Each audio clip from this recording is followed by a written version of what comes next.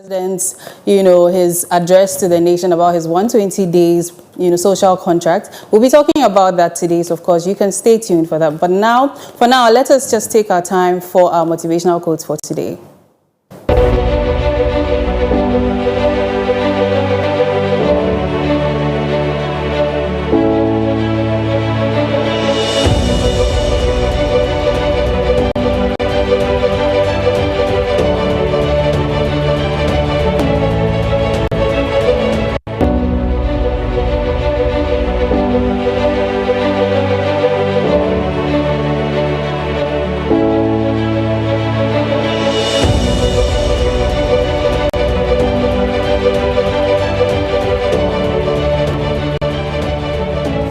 It's time for our motivational quote for today, and the quote is by Arthur Ashe, and he says, "Start where you are, use what you have, and do what you can." Start where you are, use what you have, and do what you can. This is by Arthur Ashe. And an expanded version here says, "Don't wait for the perfect moment, for the ideal resources or all the answers.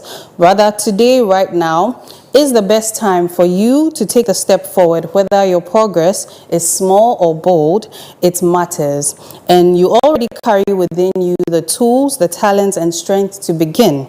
This Thursday, which is today, of course, focus on your progress over perfection. One step at a time is still moving." So I hope you're inspired today, and as you're about to enter into the weekend, you use this quote to motivate yourself to start wherever you are, do what you can, and use what you have. You're motivated. Next is our online and newspaper review. We will be right back.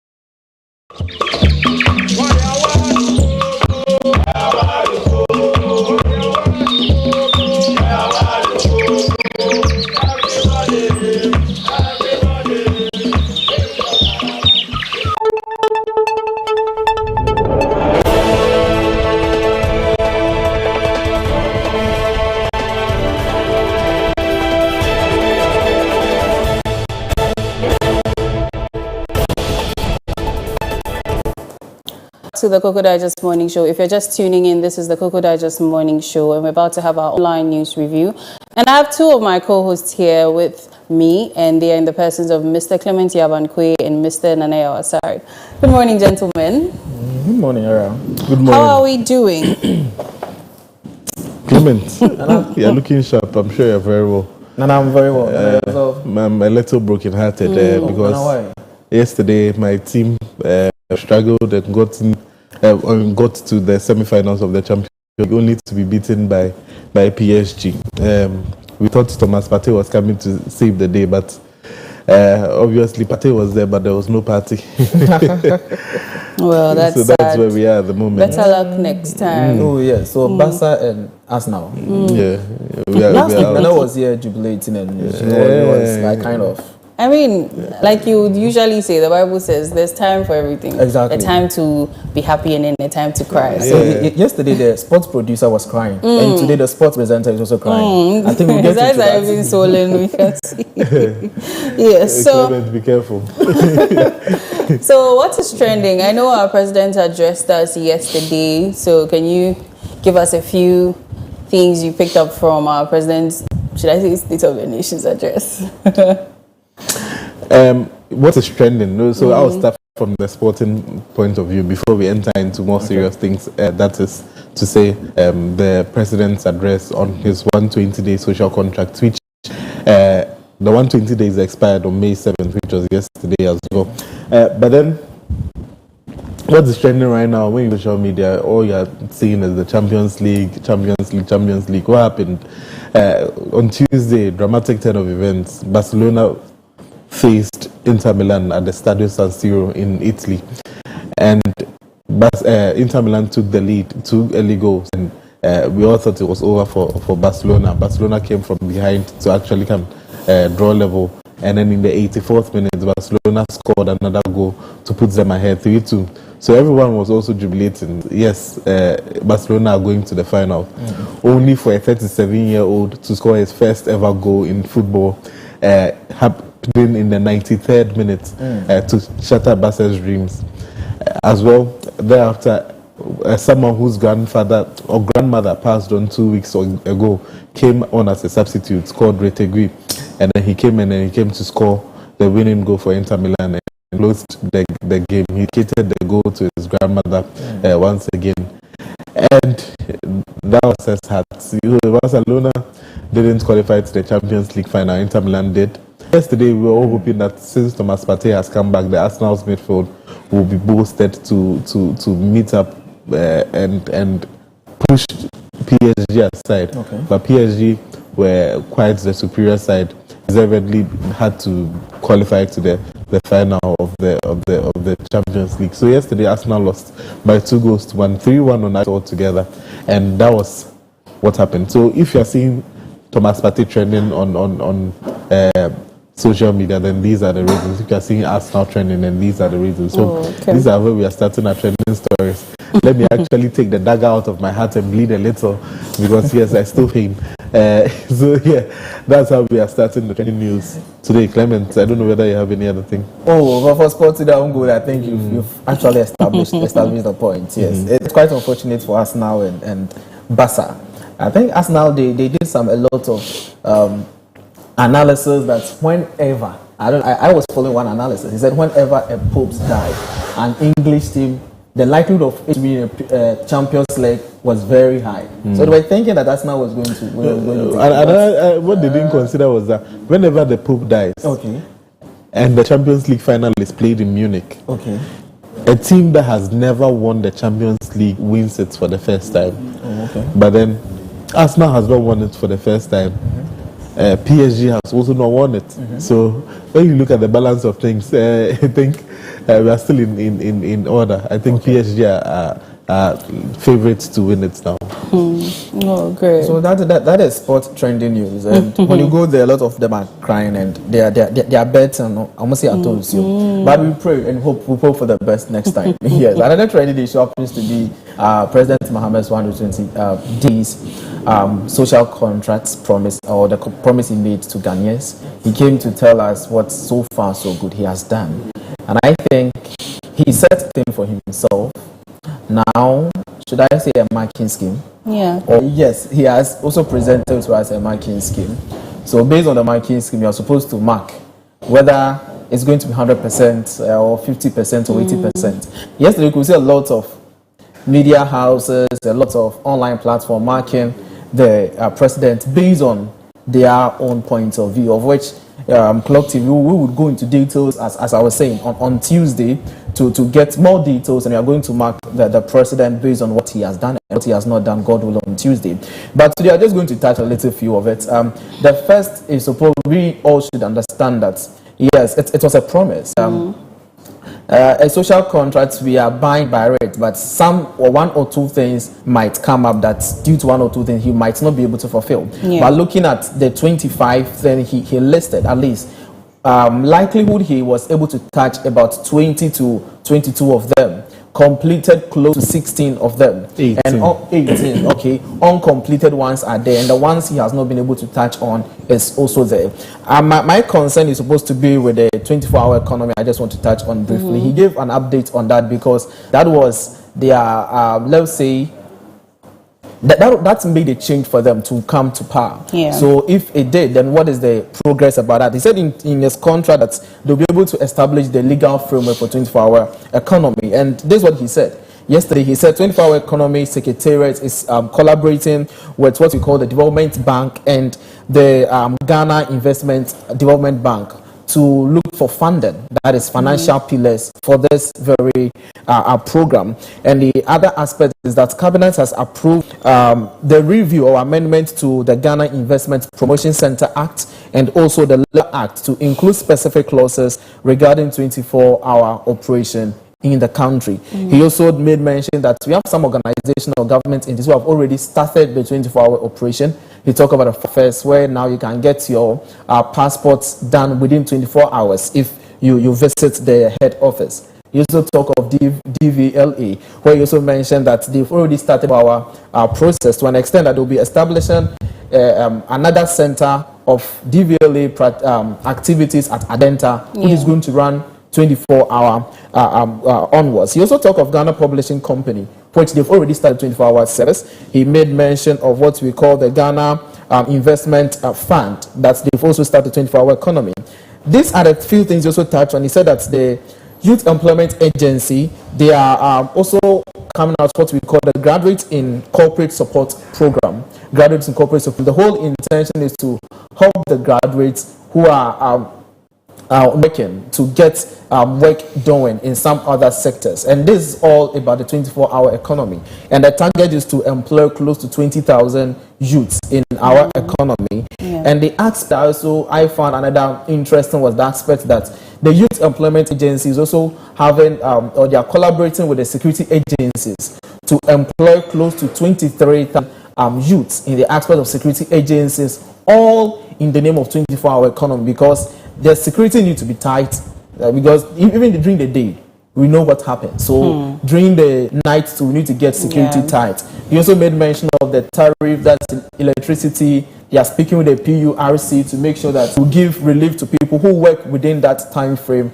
And the Ministry of Finance is also working to get some kind of incentive for companies who are going to enroll on this policy. So I would say that that's the few things he touched on 24-hour economy. But what I would say is that if someone promises you something, and let's say within the first days that he promises, you could see some kind of foundation being laid, then I think that it's a good cause. A lot of people are actually congratulating him for what he has done, and people are saying that since he has laid a foundation, they believe that he is going to build a very good structure on it. But one thing I would say, which I know we'll get into, is the code of conduct, of which he really mentioned. And if the president will be successful, and if anything he has started is going to work, it all depends on the people around him.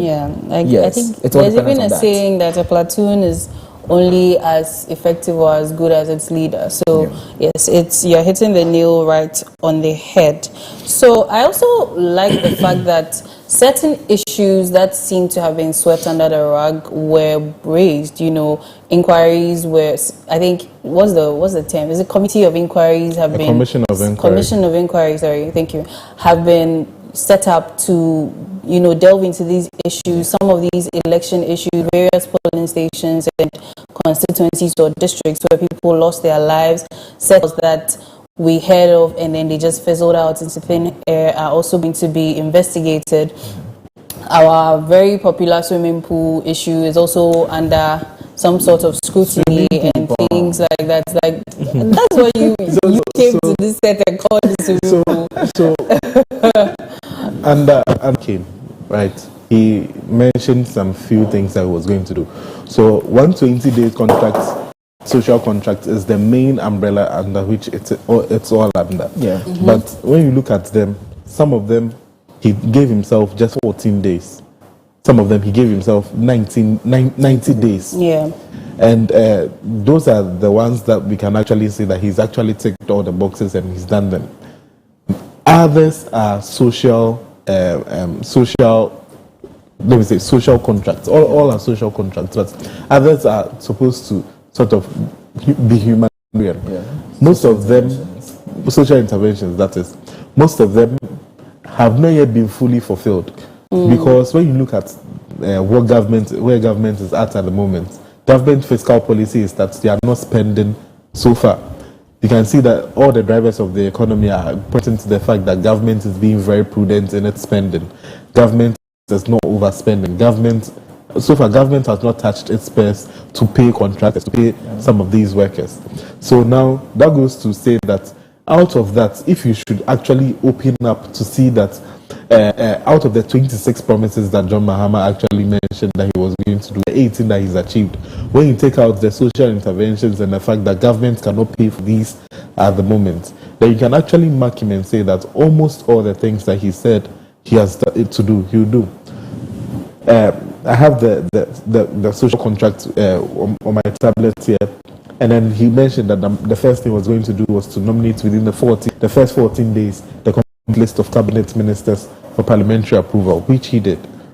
The third one was to establish a code of conduct within the first 120 days for all government officials. And this code of conduct is not just for ministers and then MPs, but for all government appointees, all appointees under his tenure. He talked about constituting the leanest and most efficient government structure under the First Republic. The leanest being the fact that now we have just 60 deputy ministers and ministers in 56 deputy ministers and ministers in Parliament, and it looks as though the country is still running as a whole. The National Economic Dialogue, he did that with Dr. K. Salato for all of these things. Within my first 90 days in office, scrap the following draconian taxes, e-levy and all that. He's done that as well. The first 90 days in office, review taxes and levies. He's done that as well. The ports levies and all that. Conducting needed amendments for 24-hour economy. He's actually also touched on that. Yaya was talking about he said he was going to introduce free education for persons with disability under the Mahama Cares Fund, the Mahama Cares Fund, which the fund has been established. People were saying that he's taking out of the NHIL levy to actually go and establish his own personal Mahama Cares Fund, but that's a whole discussion to be had. He even admonished the general citizenry to support with the short code and everything. So, and even asked some of the ministers, I think, or government appointees to donate an equivalent of 1 month's salary to the fund. Sure. So those allegations are a little unfounded. And this call is actually going to help fund the Mahama Cares medical care trust fund. And then also he said he was going to, these are social interventions, as you said. And one social intervention I cannot betray my fellow women is the distribution of the sanitary pads for young girls. Primary and secondary schools. And as much as we love that, we are imploring that the taxes be taken off the sanitary pads, because the use of the sanitary pads, or the reason we need sanitary pads, is not by choice. It's something that happens naturally.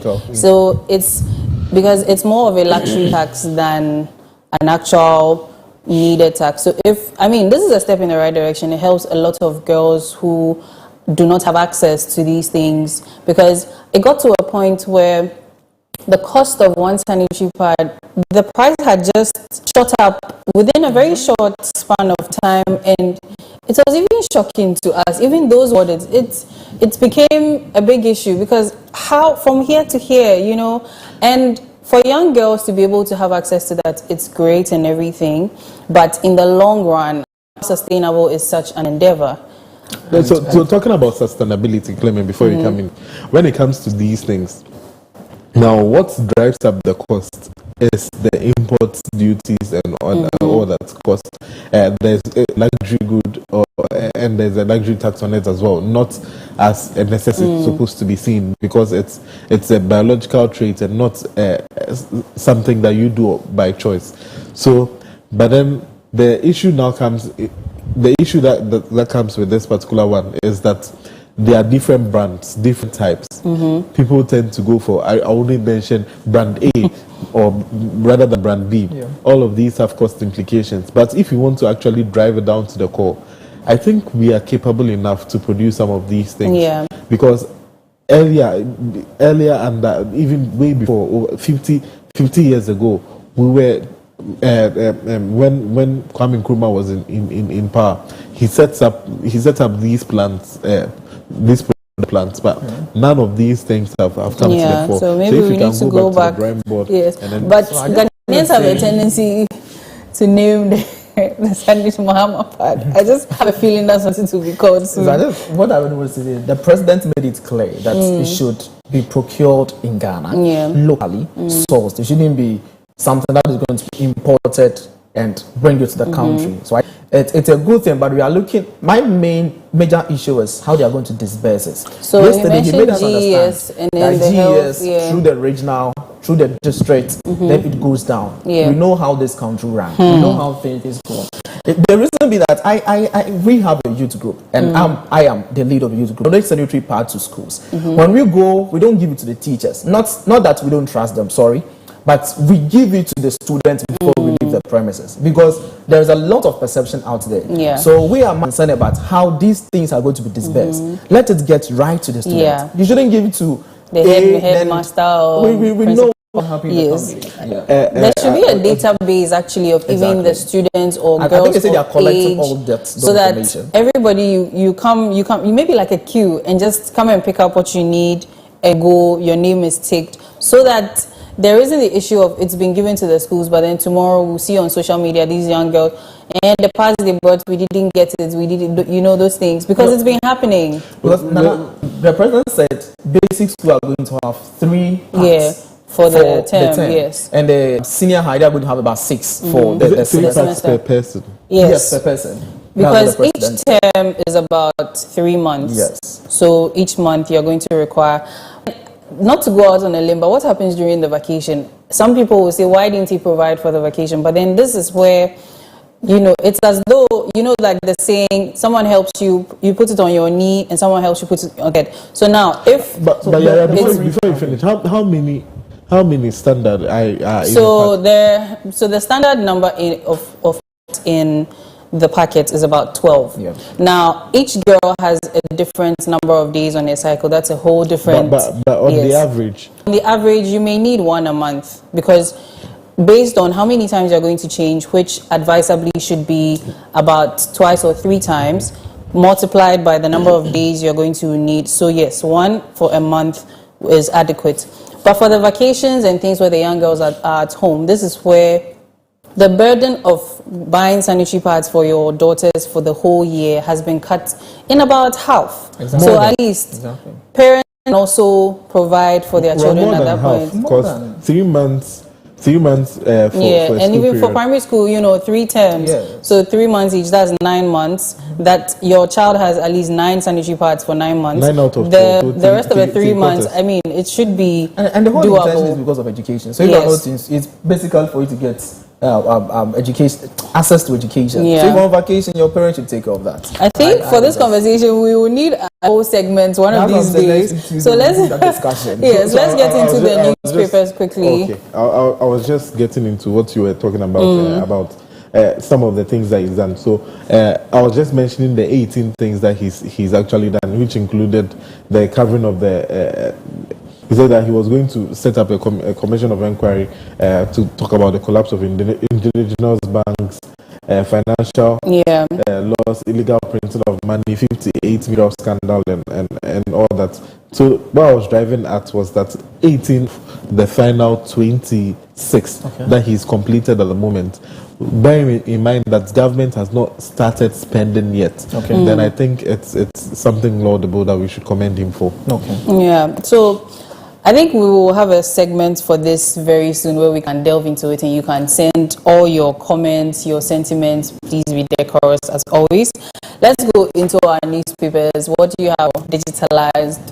I think I have the graphic business and it will be on the screen. It's basically about the bank fraud in the country and Bank of Ghana reporting on it. I think last Tuesday we had a discussion about it and experts share their thoughts on issues pertaining to the banking fraud that we have in this country. Of which, when you go to graphic business, they say we have top 5 types of banking fraud. We have that of the forgery, we have the identity thefts, we have ATM, e-fraud, and remittance. So as I said, this issue actually has been touched on last Tuesday on the business update segment. So that's really happened in graphic business. Okay. So would you be giving us more updates on this later? Yes, we'll do that going forward. We'll be going out to ask the general public the issues of fraud they've been encountering during their banking activities or their transactions. Yeah, and even that links to today's main discussion, which is also about e-commerce and cyber risks. So I think it's the fraud and things going on, especially with these online platforms. So stay tuned, we'll be talking about that. So what do you also have in the world of sports?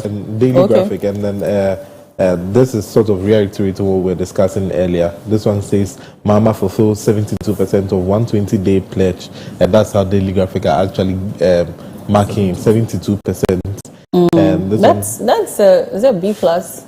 It depends on the school. Back in school, in KBS is A. So this one says President John Mahama has made a substantial progress in fulfilling his 120-day social contract with 72% out of his 26 key pledges done.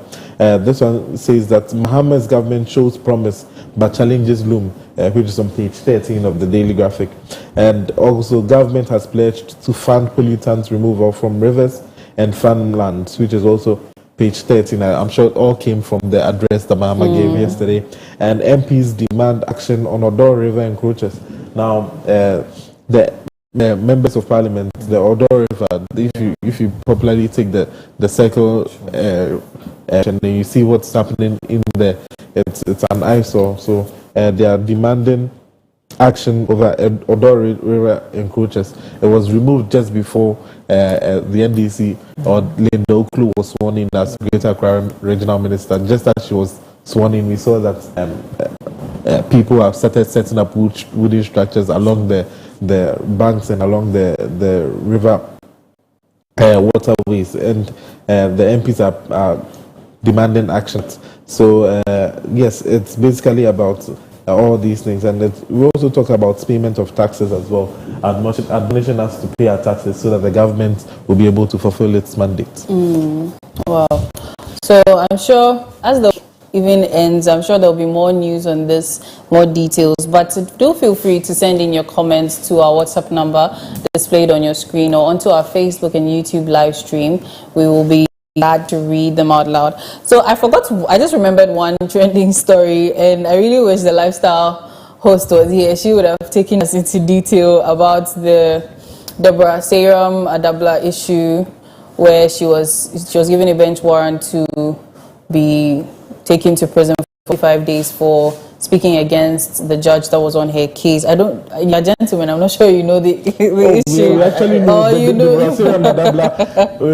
from the genesis of the case, the Access Bank it's First Atlantic. First Atlantic, sorry, issue that's actually propped up, and so we have the news of things, and we're also on social media. Yeah, okay. Not only that, she has some wars as well on social media together with a certain lady, and which is also for discussion again. Yeah, so we are in season. We are in town. Oh, that's great to hear. So I'm sure we're also following that story, and maybe when more updates come, we will talk about it. So let's go quickly into the online news, and then we can up. So the first story here says health facilities face closure as HEFRA enforces new standards. So acting registrar of the Health Regulatory Authority, Dr. Winfred Barr, has announced the closure of 4 private health in his first 6 weeks in office for failing to meet required operational standards. Speaking at a health forum organized by Media General on May 7, he stressed that HEFRA's resolve to enforce its mandates without fear or favor, indicating both private and public health facilities, including government-run institutions like Kolebu, could be shut down if they fall short of regulatory requirements. Now, Dr. Ban revealed that FRA has begun licensing CHIPS compounds and health centers across the country, introducing measures to improve their operations. Now, he noted that the initiative launched 2 weeks ago forms part of a broader effort to strengthen healthcare delivery in collaboration with the Ghana Health Service, whose Director General said is fully committed to the reforms. So I want to ask, after shutting them down, what next? So that the hospitals will take action, you need to put the place in order. So if where you are working, you know it's not in a good condition, why would you even open in the first place? But here's the case, these facilities are also, this is not to say they shouldn't be shut down, but you know how when you put something in place, there should also be some alternative or solution. When you put in one thing, you know it's for a good reason, but you have to consider the fact that these institutions are also giving out services to others. So when you look at the story, I think it's basically shutting down some private hospitals or clinics. So my question is, it's owned and managed by private individuals. You know the standard, you know the regulatory framework. So why to follow that regulatory framework of setting up a hospital? That doesn't mean because they need healthcare, so you need to put up anything at all. No. Okay. No, that should be the case. So if for any other reason, because we are lacking health, anybody at all can come to the country and set up anything, then I think that is not the way to go. So I would say that he has done very well. It is to tell the other hospitals who are not in good shape that they should team up and put up good structure. That is why members of parliament and other government officials will always run out of the country to other places to seek medical care, because they know that some of our health facilities are not in good shape. I beg to differ a little bit on this, because now when you look at our health infrastructure, when you look at the government health facilities, some sections of 37 military hospital, even Rich Hospital, where the health minister went on one of his unannounced trips to go and see. When you look at the state of the washrooms over there, when you look at the state of the facilities that they have running, I think for you to actually start putting punitive measures and closure to some of these private institutions, you should also sit back and look at the state of these private hospitals, these public hospitals. He mentioned there that getting to a point of time, some parts of Kolebu were supposed to have been closed, and then it's something that they are going to attend to. They are going to, but I don't think that's the best way forward. There are other punitive measures that you can actually focus on than closure, because when you close the office, the health institutions, you've not given alternatives to them. These public hospitals that we have at the moment are understaffed with medical personnel and are overcrowded with patients. So the private facilities, although they may not meet the standards, are sort of serving as some sort of maybe some. They sort of sort out some few people before when the cases are critical and they can't handle, they transfer them. That is one of the reasons why I do not agree with this particular one. Another reason is that health services run by cash, by money. We are in this country and we know the state of the National Health Insurance Scheme. Most of these institutions give out medication, give out medical care based on the fact that you have, most of these private institutions, that is, you have an NHIS card or you have an NHIS document to actually go for healthcare or go and receive healthcare. Now we look at the turnaround time of payments when it comes to these things. You run electricity, you pay, when lights are out, you turn on your generators, you buy fuel and all those things. You give out medical care, you house or patients.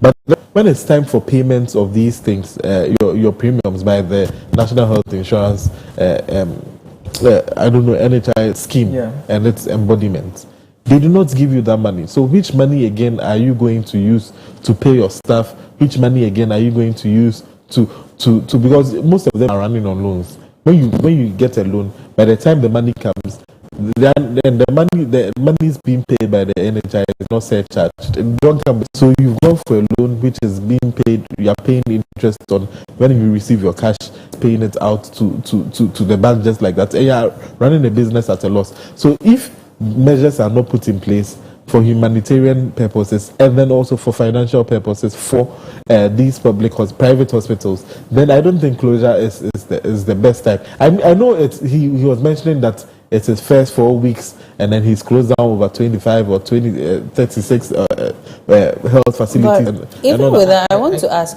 with the issue similar, or let's just use the Tamale Teaching Hospital as an example.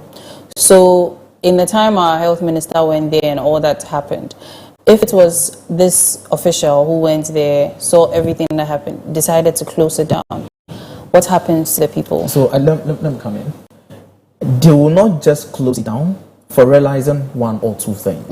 When you go through it, before they will close it down, it means that there have been a number of issues raised up. And yes, Nana talked about the fact that but he just mentioned that he's just been in for 4 weeks. Yeah, so 4 weeks. 4 weeks is even not the turnaround time that these private hospitals receive their monies from NHIS. Okay, so you know that if you want them to fix things, then they are definitely going to use money to fix it. I'm not saying that all of them owe NHIS, but on the average, when you look at the normal private institution or the private, most of them do not even want to take in patients again because the NHIS do not pay on time. Okay, so thank you very much for that. Before he came into the scene, they already report there.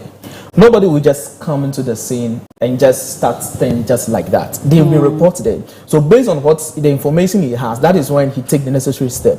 The next point I just want to make is that if for the reason that it's because of NHIS or the levy not being paid to you, I don't think the authority would still go ahead to close down the hospital. I'm coming. They would, I don't think the authority will still go ahead to close down the hospital. On the point that it's a private hospital. Yes. Now, let's look at. Let me make the point. Okay, you make your point. But they will not go ahead to close the hospital because they know that the government is owing that very institution. That is point number one. No, there is no other person who would assume it's a ERFS, as we say, it's a government owned or state owned. So if they come and they realize that you are owing this or the state is owing you, there's no way for any other reason for them to close down the hospital. That is point number one. They do not check your financials. They do not check your financials. That is to say, they don't care whether they owe you. But you know, some of these officials too tend to be very performative, right?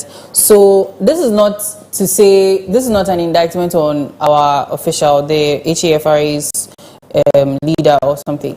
I'm just trying to say that him coming, yes, he's closed down a number of it.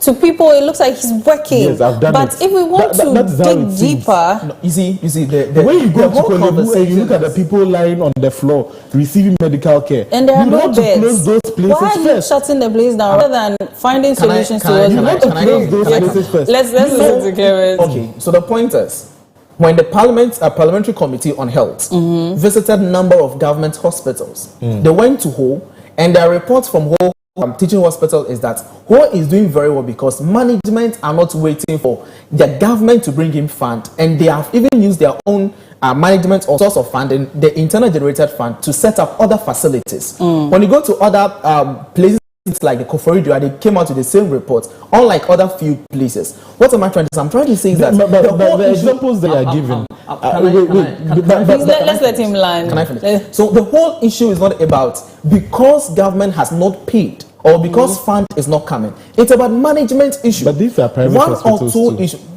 As a private entity, as a businessman. Private hospitals cannot set up other institutions when they are not receiving money from. As a businessman, businessman, we have you need to have different source of income flowing into the business.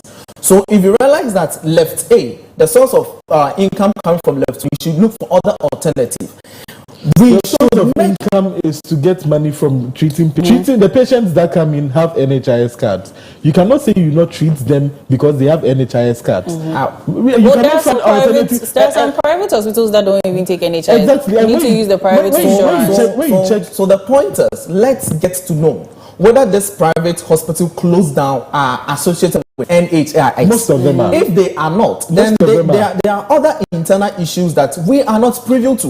That is why I think that some of these institutions need to be held accountable. Yes. You'll be surprised that these institutions, the nurses are being employed, they take as low as 500 Ghana Yes, cedis. I understand that. I have a colleague who is a midwife and currently has been employed in one private institution, and they are giving her as low as 700 Ghana cedis. So these are all conditions that the authority will look through before they will come out and say they are closing down the hospital. I think our point is that as much as you need to hold them accountable, closing down the place and cutting off service to the citizens, these people who are ailing and things like that, coming for healthcare, is where the problem is. Shutting it down, and maybe that's the only place they can access maybe healthcare and things like that, because you, like Nanaya said, our government hospitals are overwhelmed with lots of patients. So some people come and seek medical care from the private institutions, and then these few that we are closed down. What do these people do? Because maybe there have been instances where there have been instances where by the time you even get to the government hospital to be seen, your issue has exacerbated or you're even dead. Do you know how much it costs to get an ambulance to come and transport you from one of these hospitals to the public hospital? When you go to the public hospital, if you do not have connection, how many times have we heard that if you do not have a connection or a doctor friend or a doctor relative at Kolebu, you may not get a bed over there? How many times, Clement? And closing down of health facilities has never been an issue. Otherwise, if you continue down this trend, we saw the closure of certain banks. It will become a political issue that somebody closed down banks, somebody's closing hospitals. Coming to close down.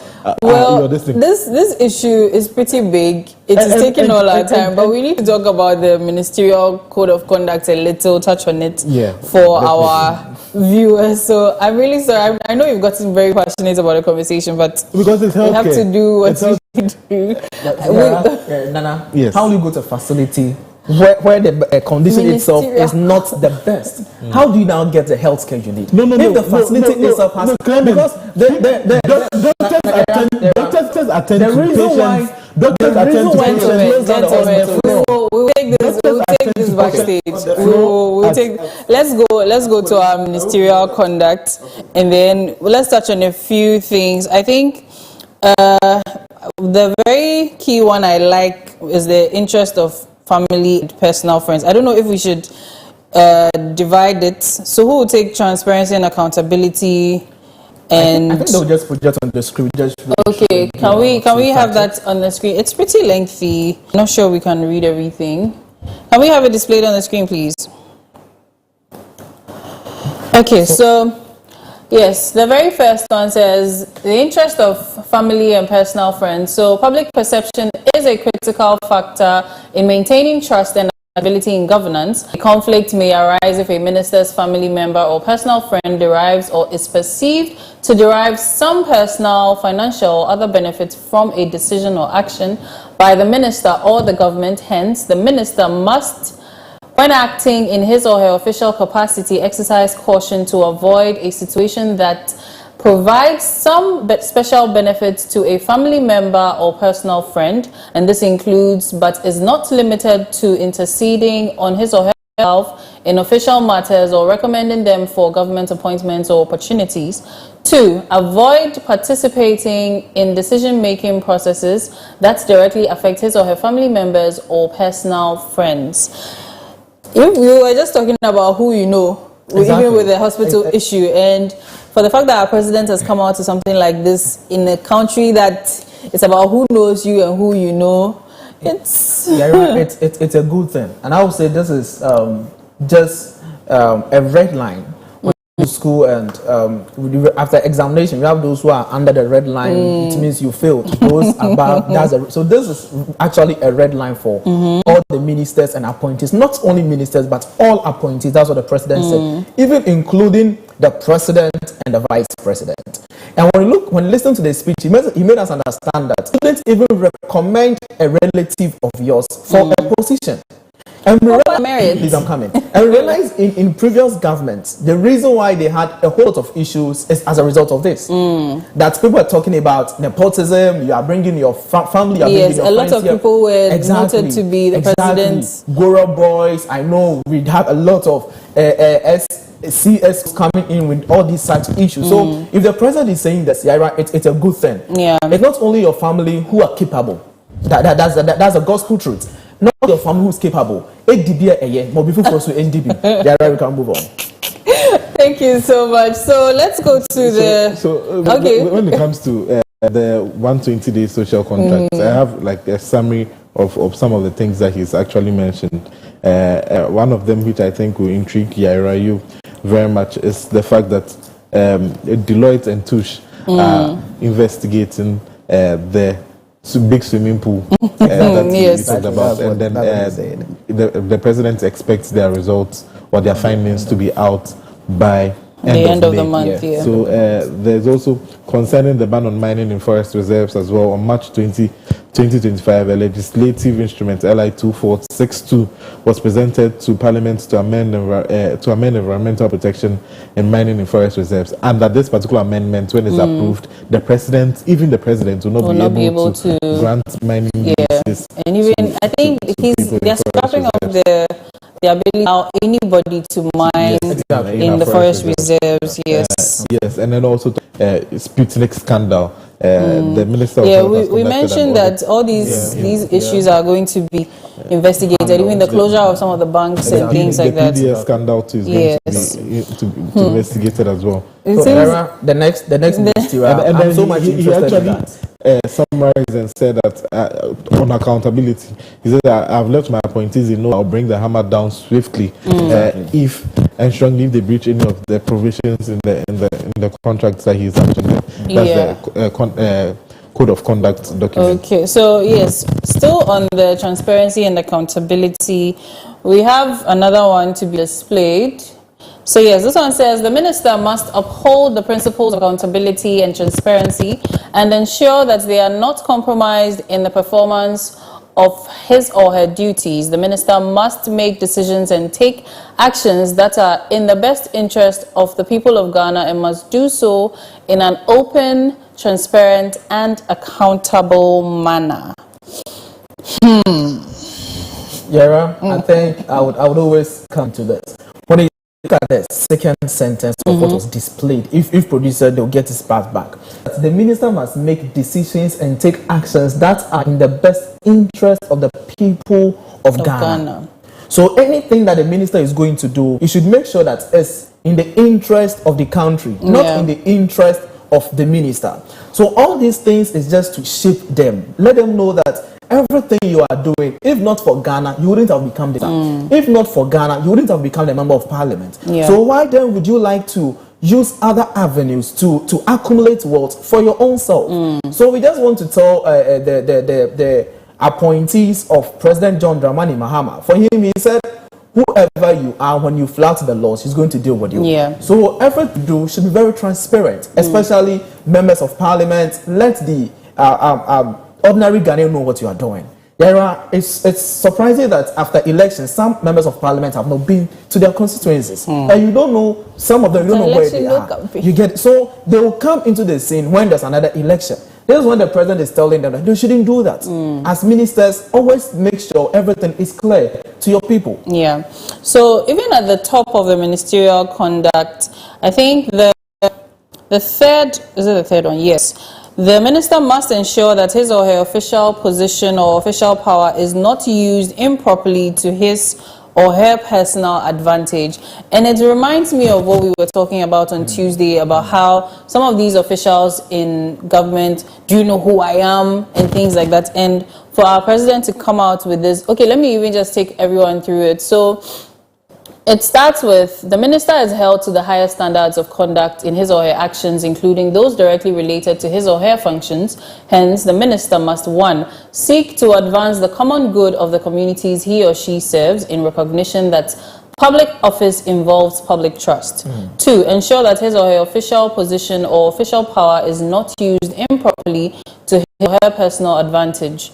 Now, 3. Ensure the conflict between his or her personal interest and public interest is resolved in favor of public interest.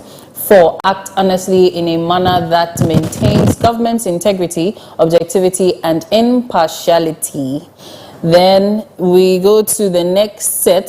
So 5. Perform his or her duties and manage his or her personal affairs in a manner that can stand the closest public scrutiny. 6. Protect the integrity of the decision-making process of the government by placing on record any personal interest that might influence or be seen to influence his or her decision-making processes. 7. Avoid situations in which he or she gains remuneration or other advantage from information acquired only by reason of his or her office. 8. We say safeguard government property and ensure its responsible use, and implement measures to prevent waste and mismanagement of interest in the interest of public accountability and national development. You know, with that 8th one, yesterday our president talked about the fact that nobody's going to have the chance to directly or indirectly purchase any state assets sure. and things like that. And you know, in the previous government, we were hearing of the fact that parts of the Achimota forest was in somebody's will. Yeah, exactly. You know, and I'm hoping that it's also part of the things that are going to be under scrutiny and under investigation too, because this is it's state property. It is something it's a sort of a landmark, a tourist site, and somehow it's going to be distributed in somebody's family. Well. when it comes to that particular aspect and then the sale of government lands and all that, both political parties, the MPP and NDC, have some members of parliament who have actually done that, purchasing lands or state lands. That is if you carefully monitor the areas that were being mentioned in during the vetting committee. Do you have a property? When they mentioned you also have a property in cantonments, how did you afford it? How these are some of the questions that should actually link or just should actually give you an as to where some of these popular state lands are. Because we actually pass by and we see sometimes some private cars or people being housed in some of these places. When you go to county and around cantonments, you realize that especially politicians are being housed over there. Yeah. And also some parts of, I don't know whether the land near the Ministry of Foreign Affairs was also under dispute at a point. Yes. So if it's that rich over here as well, we had lands for chief directors and all that for the civil service. We had lands for certain positions in the civil service. They were broken down and then given to private developers. But I hope that the government will look into it.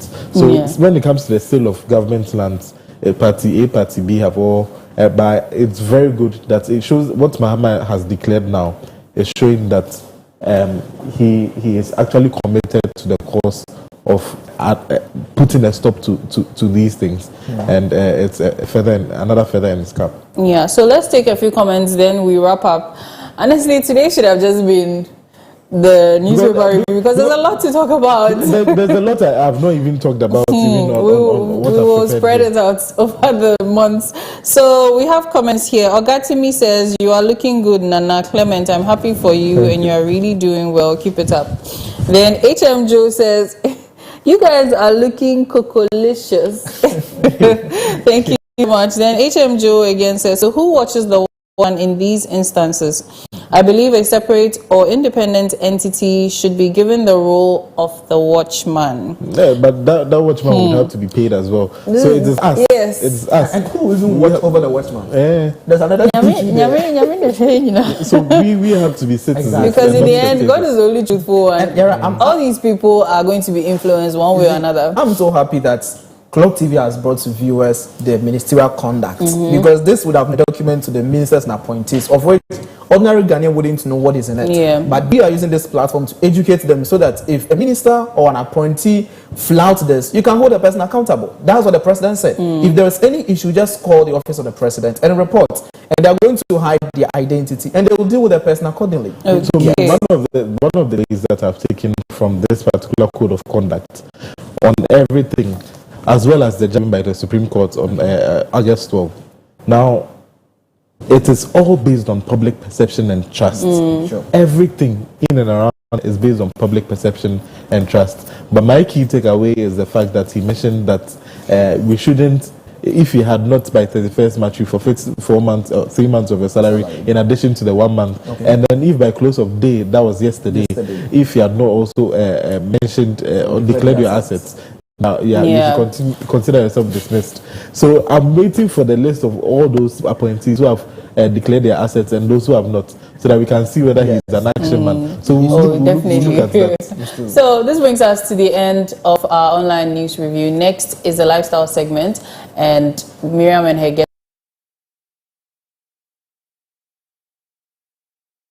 So stay tuned, don't go anywhere.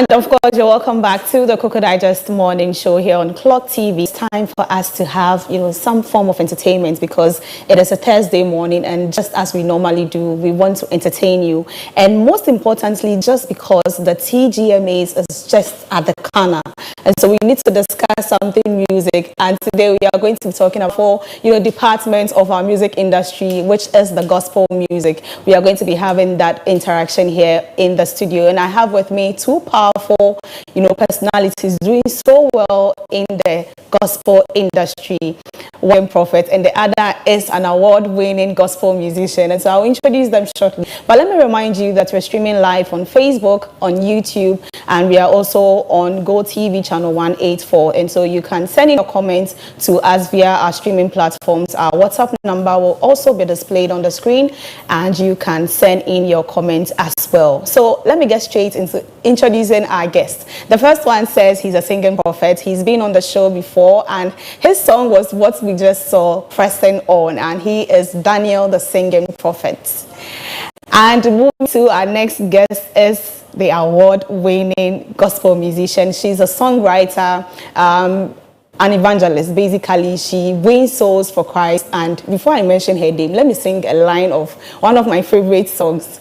So she says, Media minim shio, niya minimanese meshia very mebio, wakama sumasam de media minim shio. Oh, serious? Oh, sorry. So that should tell you the difference. I'm not a musician. The musician herself is here in the studio, Selena Boate. Yay. Welcome. Thank you. Good morning. Good morning. Okay, let me start with you, Right. the singing prophet. Sure. Yours was what we just saw, Press On. Yes. To you, what would you say the gospel music got into? Like, do you see it evolving? Do you see it doing so well, like the gospel industry? Thank you so much. Yeah, with the gospel industry, I would say it's doing well.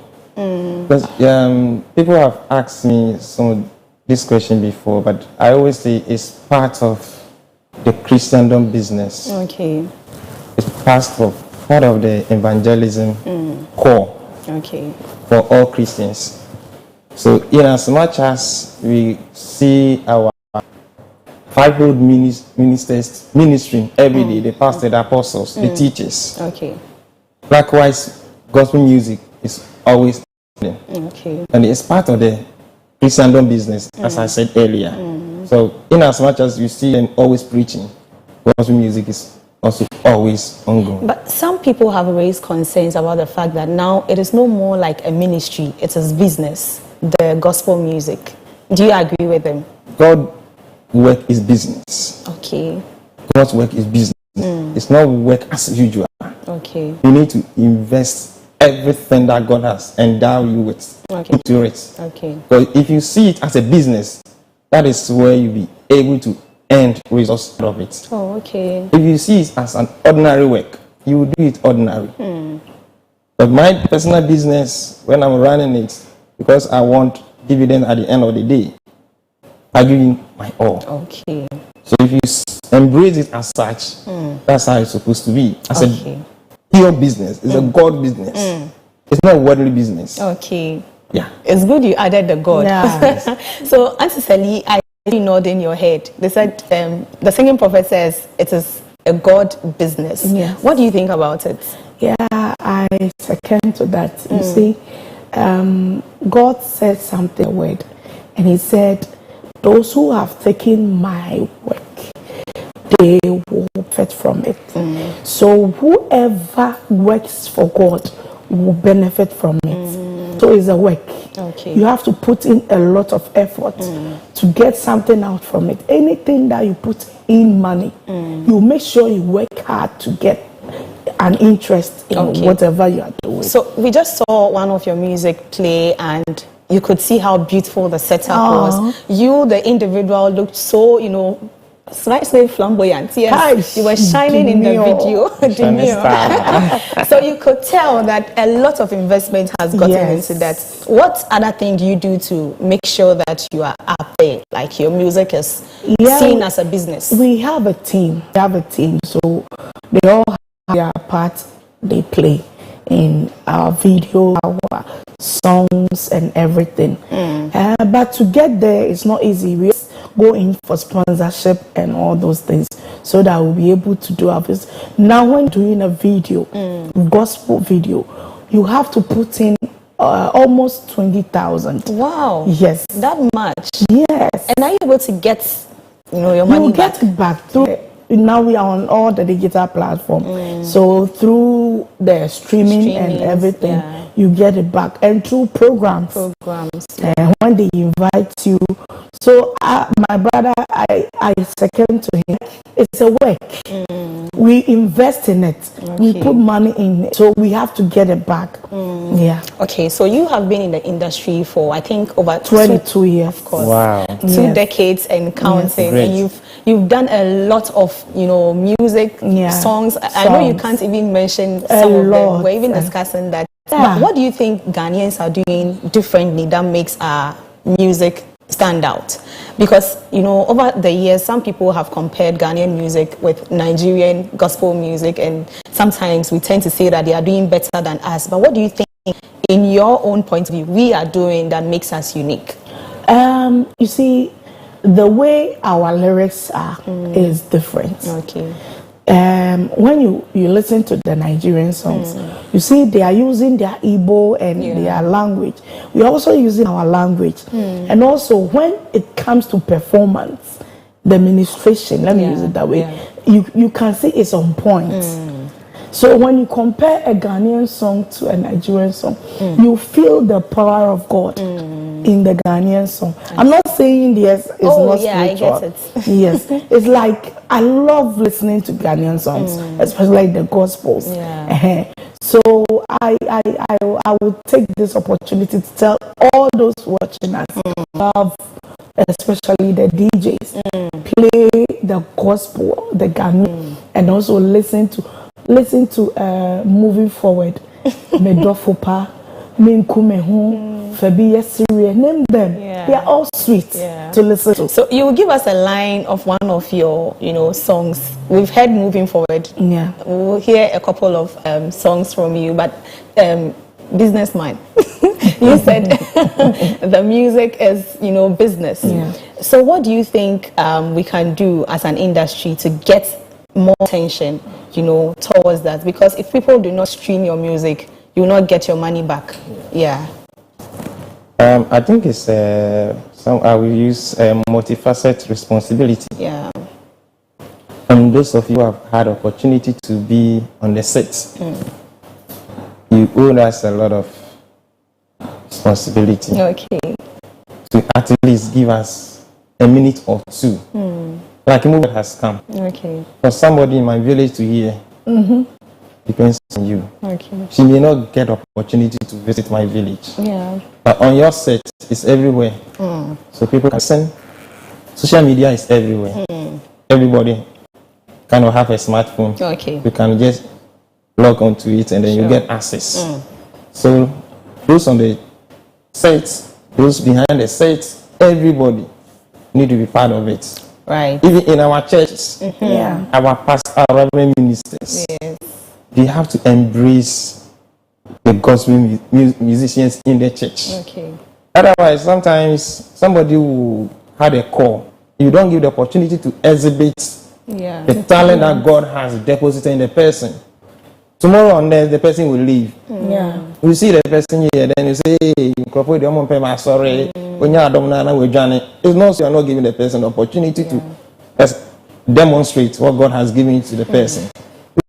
To somewhere that will be embraced. Okay. So it's everyone's responsibility. Right from my very church, whatever churches, whatever platform, you need to give it to.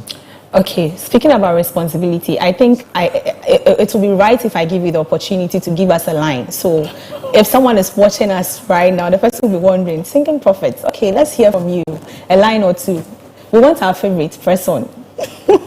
It will be long, the trumpet will sound, it will be long, our Savior will come, press on for the prize.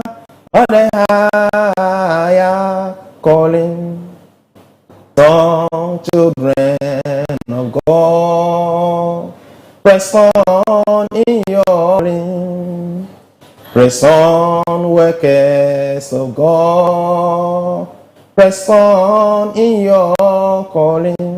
There is something about your voice, like, I don't know, when you're listening to it, it's so soothing. Is it because you're a prophet? Well, I would say it's part of the gift God has given me. So Wow. I demonstrate it as a win. Okay. So most people don't know me as a singer because of what I do. That's because I started in the prophetic ministry. Yeah. Because at the point somebody told me at the set, I said, hey, someone, so then you. Yeah. But right from my school age, they said somebody who operates in the prophetic ministry. At the point when they call, And no, we will be taking our belief. But I have a testimony. The last time he came, one of our camera guys gave his life Christ. Hallelujah. Wow. After your performance, Great, they've changed. great. Hallelujah. Are you joking or I'm serious? serious. Auntie Sally, let's hear from you a line or two. One of your favorites. Media ministry, oh, dear media, very mabio. What kind of some de be? Won't kwa na me dawe, mini da for me a kawe. We am a kuma muda for babio. My Lord who began it, He will accomplish it. Auntie Sally, if I leave you, you're going to sing, I'll sing all the everything. But let's talk about artist recognition. Yeah. A lot of you are doing so well. You are doing, we know you as Selena Boateng, but do you think you get that recognition as an artist, a gospel musician? Yes, I do. I do. Through the award, the nominations, and all those. And as my brother was saying, platforms that you people have been giving to us help us a lot for people to recognize us. Yeah. So some people have also raised concerns about the fact that because you want recognition, you tend to do too much, like fixing your bodies, like doing anything possible to just be out there. To be relevant. We all have our way of doing things. Yeah. I'm a Christian, and my Bible doesn't tell me to fix my body. Enhancement. Maybe somebody has his or her belief in a way that I don't have. Yeah, but God is love, and He's beautiful and handsome and all that. So you have to look good, you have to look handsome, you have to look beautiful for God's work. In fact, if I'm here and you invite me to come and minister on your pulpit, and I'm in rags, I'm not looking good, you will not even call me again. Yeah. So I think it's good to look good for God's work. So enhancement in the makeup kakra, atade fefe kakra, it helps to do the work of God and do it well. So we've seen you, trending on social media because you started keeping fit. Yeah. This exercising, and why did you decide to bring it out? Why didn't you just do it in your own corner? Well, I wanted to motivate somebody to also join the gym and then keep fit, because our health is our wealth. And I don't do it for slimming purpose. Because I even wanted to say that I don't do it for slimming purpose. We have a lot of benefits in gym. You see, as a young lady, your blood pressure, your health, your heartbeats, and all that. In fact, when I do I get stamina on stage. When I can perform 2 hours, 3 hours without getting tired. So the gym helps me a lot. And health-wise is good. It's good. Everybody needs it, whether you are sick or you are big or whatever. You need to exercise. But you see, your message didn't really set well to a lot of people on social media. They rather they turn it to a different. They were making fun of you and that kind of thing. How did you handle trolls on social media? I'm very happy to see all those comments. You see, we all have our opinion, our way of sharing our view or giving our view. You see, if you see me, I'm that type. Things to you, because I know I'm doing the right. If I'm not naked, if I don't have a problem with the God I'm serving, then that one I'm okay. because for my own view or my own interest, I want to keep fit so that I'll be able to get the stamina on stage to perform. Yeah. Not to slim, because in our family we are not slim. Exactly.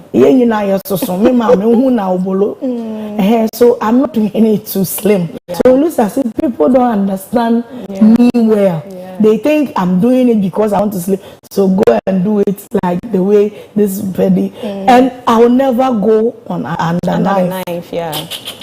Never ever. It hasn't even crossed your mind. It will never come cry. Because I love my body. Okay. And I look good. Okay. And we can see that.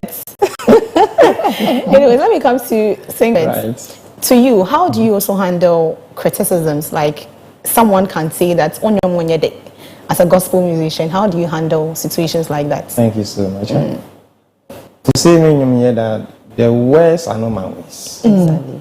God who has prompted me to release his message. So whatever way you receive the message, once you are able to receive it and you critique, for me is good.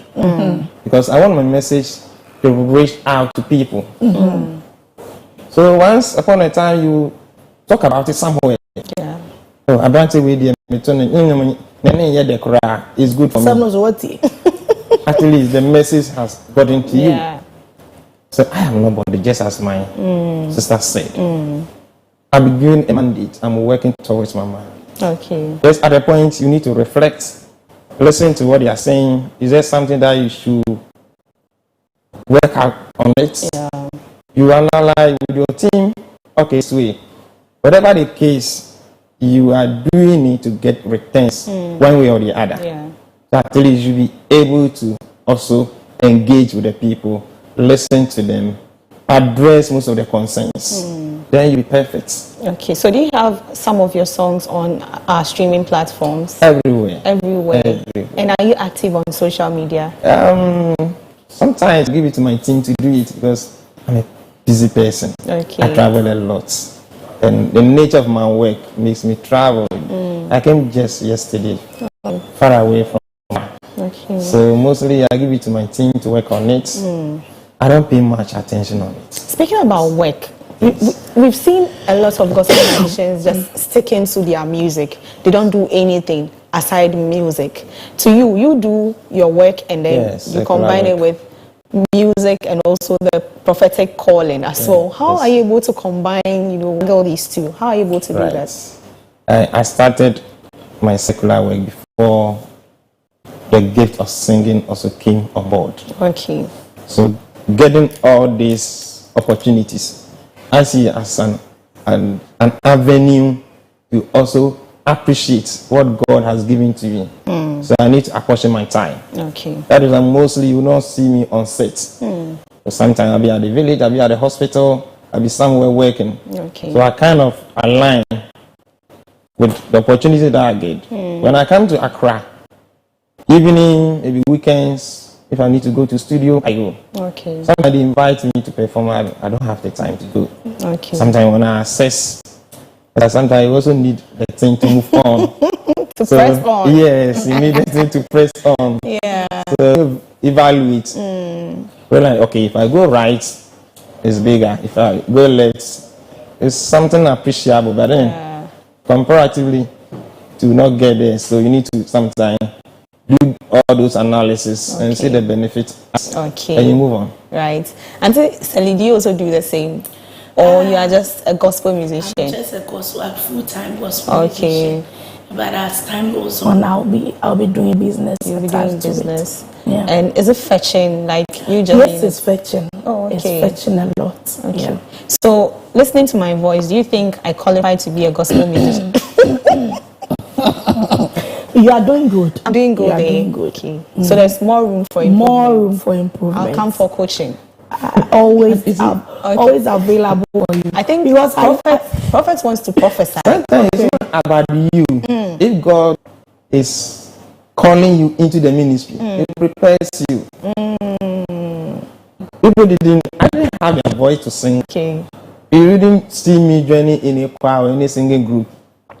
But it came a time I said, no, God has given a message, let me move on. And it was amazing. Wow. You listen to my voice and say, hey, yeah, what me too voice, it sounds like something.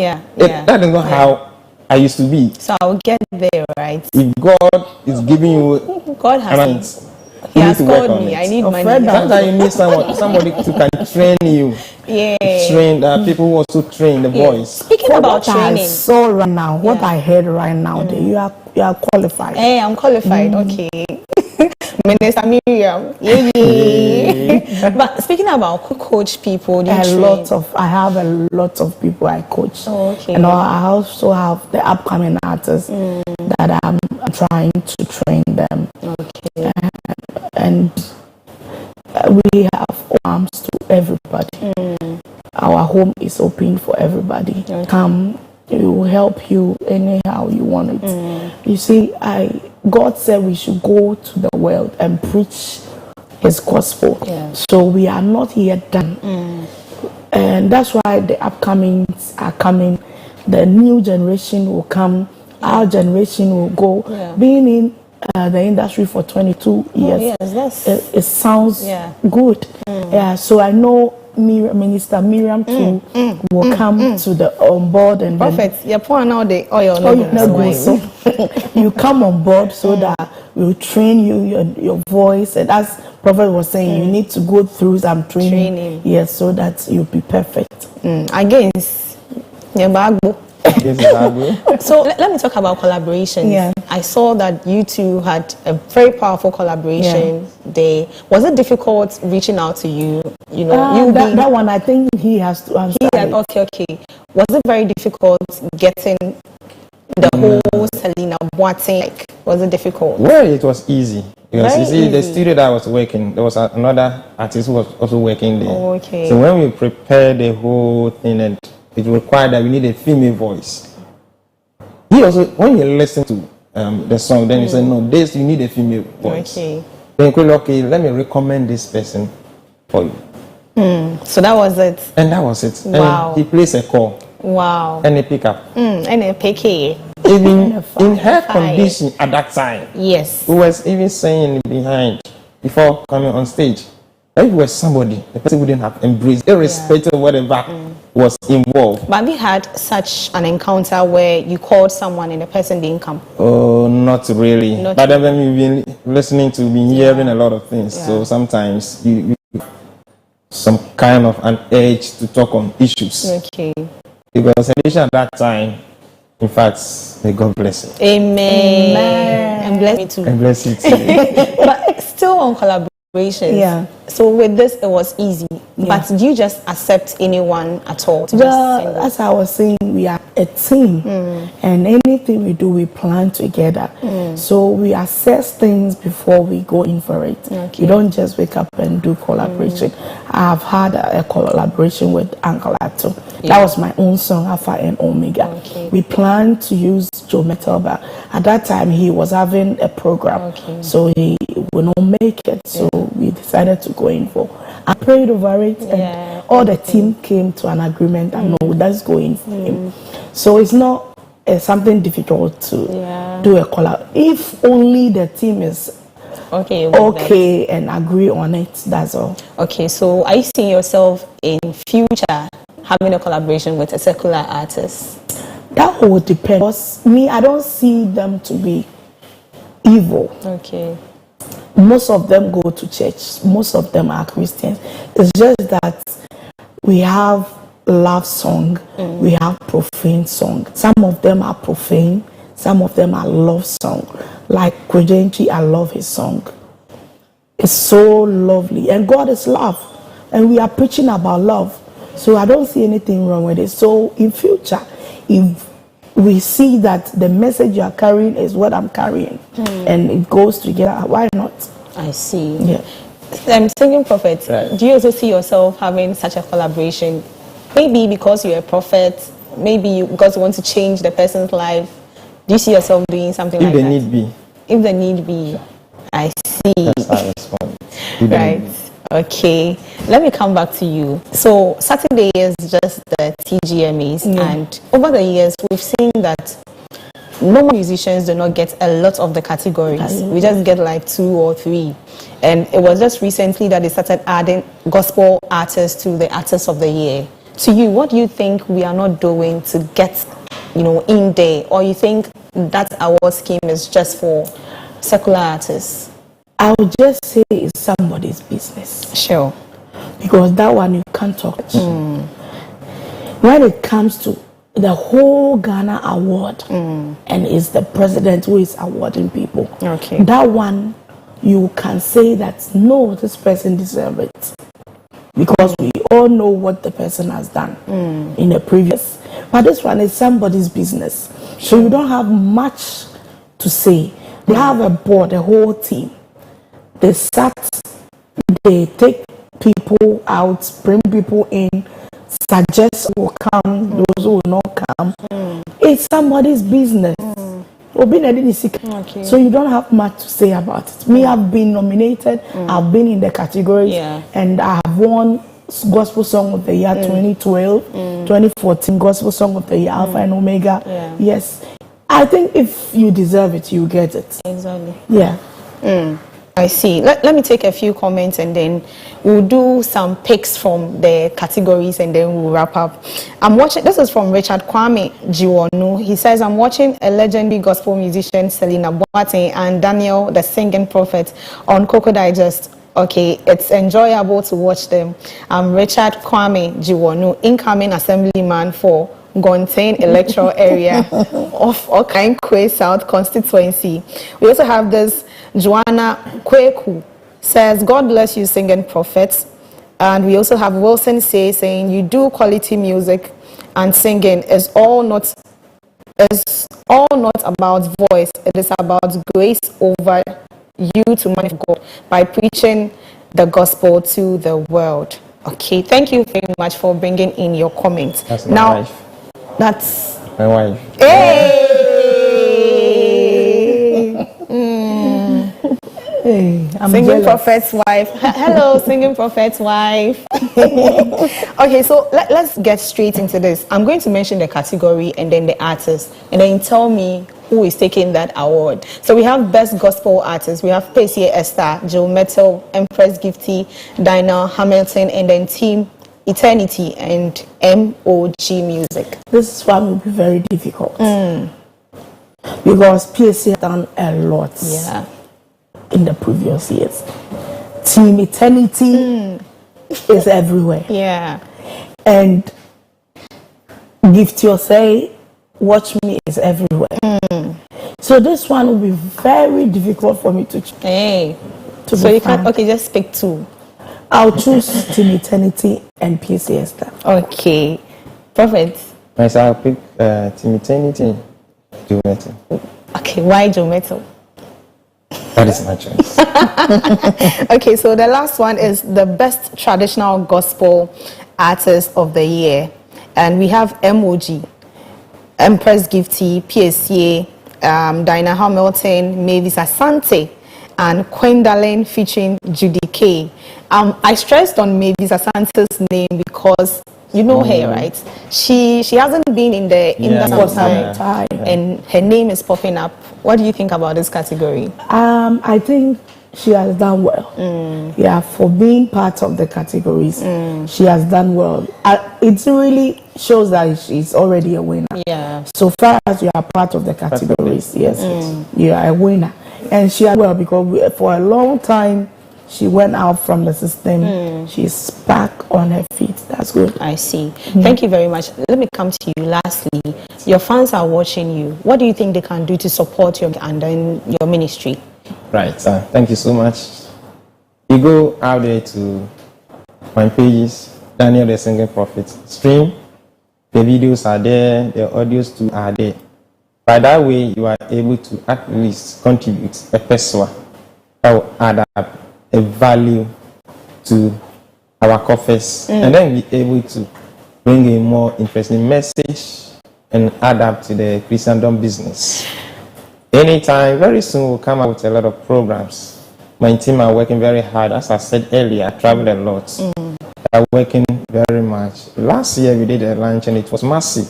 It's because fans. Okay. They came in their name, they supported. It was so great. You invest, Okay, sure. invested, you And we are gain gaining.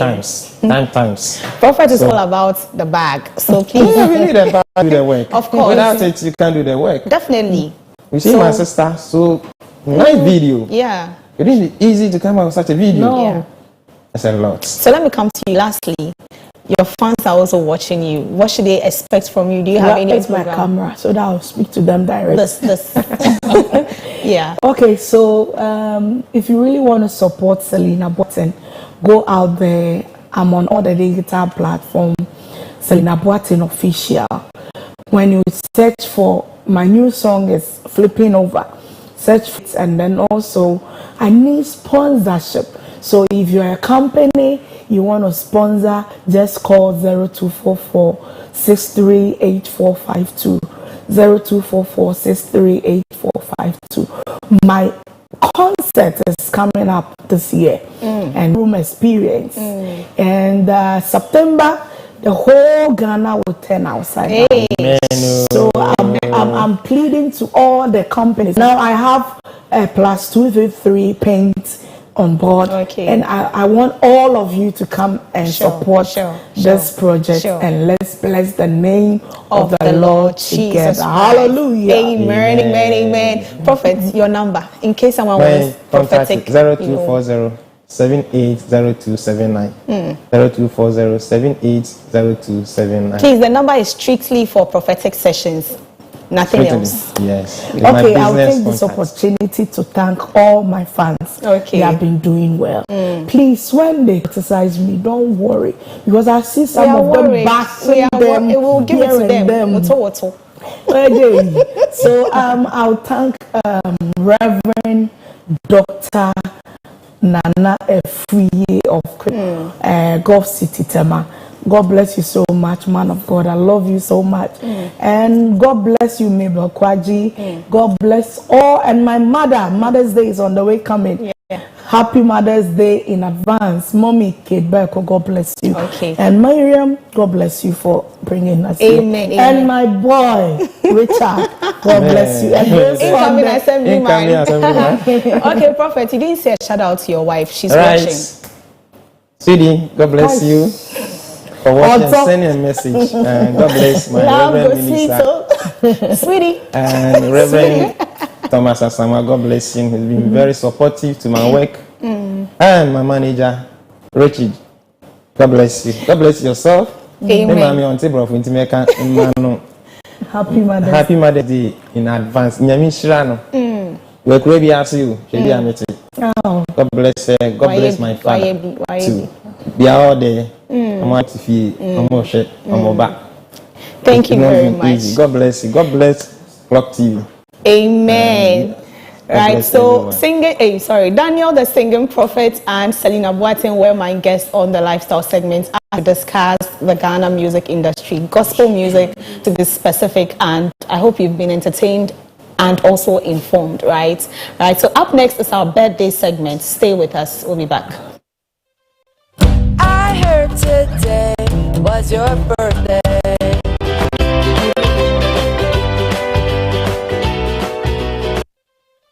I heard today was your birthday. Okay, so let's take our birthday message and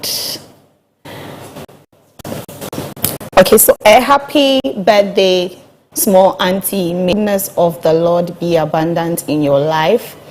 Cheers to greatness. This is from your nephew. This is to Ernestina, and we also have this from Angela to her mother. She's saying a happy birthday, mommy. God bless you for all that you do for me. So her message says, happy birthday to Mrs. Catherine Hammond. You are a great blessing to us. From your husband and children, we love you dearly, and a happy Mother's Day as well to you. Thank you very much. Do we have some Mother's Day wishes? Okay, so let's have them and then we'll move on to the next segment. So these are a few Mother's Day wishes. This is to the hearts that carried us, the hands that held us, and the soul that shaped our own. Happy Mother's Day, Mrs. Boateng. Your love is a quiet strength, and your love is a gentle light and a forever home in our hearts. Today we celebrate the beauty of your spirit and the grace in all you do. This is from Benny, Vic, Slack, and Stels Quating. Happy Mother's Day to best mom in the world, Veronica Tete, aka Inko. What could we have done without you? May God bless you and continue to bless you abundantly. Grant you long. Happy Mother's Day to you, Mom. We love you. This is from your children, Aku, Pakpo, and Mary. To the woman who's always been my rock, happy Mother's Day. I'm forever grateful for your love and care. Happy Mother's Day to the most selfless, loving, and incredible mom in the world. Thank you for being my guiding light and constant support. Thank you for being my rock, my inspiration, and my everything. Happy Mother's Day, my world best, Mrs. Georgina Esi Dazi. This is from your firstborn son, Jacob. A happy Mother's Day in advance to you, Madam Evelyn Abna. May God bless you and continue to make you flourish for the rest of your life. From Nanayere Na Amankwa Osumpafo the first. Lastly, a happy Mother's Day to my mom, Madam Teresa Ambempo. Thank you so much for bringing such a light like me into the world, where I'm shining and being everywhere. Thank you so much. God richly bless you. Up next is the business and sports segment. Clement and Benedict are on standby. Stay with us.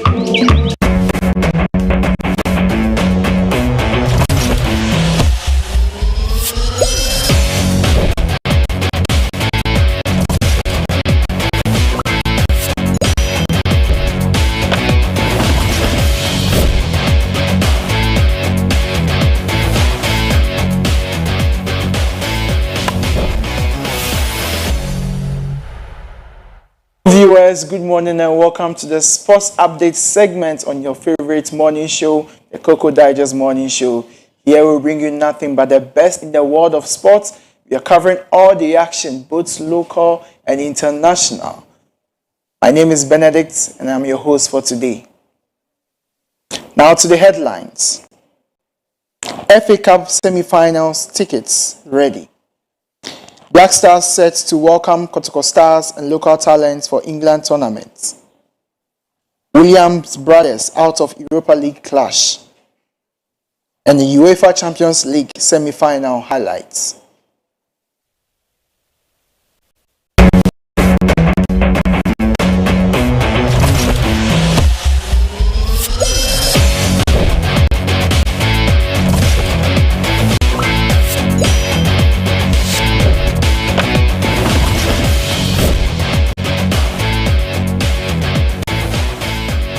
Now to the main story. Wilson Arthur, the FA Cup committee chairman, announced that all tickets for the semi-final matches are ready. Semi-final games will be played this weekend at the TNA Stadium. On Saturday, May 10th, Atram Divisor will play against Golden Kicks. This is between two teams from the second tier. Sunday's game will feature Berekum Chelsea versus Asante Kotoko, a match between Premier League clubs. All tickets are color-coded to match the seat colors in the stadium.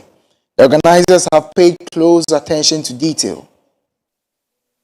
Now to our next story. Otu Ado, the Black Stars coach, has invited 6 local players to the upcoming Four Nations tournament in England. The players are Stephen Amankona, Kwame Poku, Intim Menu, Benjamin Asai, Kamaradine Mahmudu, all of whom have been performing well in the Ghana Premier League. The tournament includes Ghana, Nigeria, Jamaica, and Trinidad and Tobago. The semi-finals are Trinidad and Tobago versus Jamaica on May 27th and Nigeria versus Ghana on May 28th. Now to our international sports news. Inaki Williams will miss Atletico Bilbao's Europa League semi-final clash against Manchester United due to an injury. This is a significant blow for Bilbao, who are already down 3-0 from the first leg. Adding to their woes, Nico Williams is also out, and top scorer Sanchez is unavailable. Manager Ernesto Valverde faces X in trying to overturn the deficit without these key players. Now to the road to Munich. David Fratesi netted in extra time to take Inter to the Champions League final after a 4-3 second leg win over Barcelona at San Siro and a 7-6 semi-final victory on Ajax. Fabian Ruiz and Achraf Hakimi were on target as Paris Saint-Germain beat Arsenal 2-1 to punch their tickets to the Champions League final, courtesy of a 3-1 aggregate victory. Stay tuned as we show you the highlights of the Champions League. For the same again. Into top scorer Martinez is fit, so they're unchanged.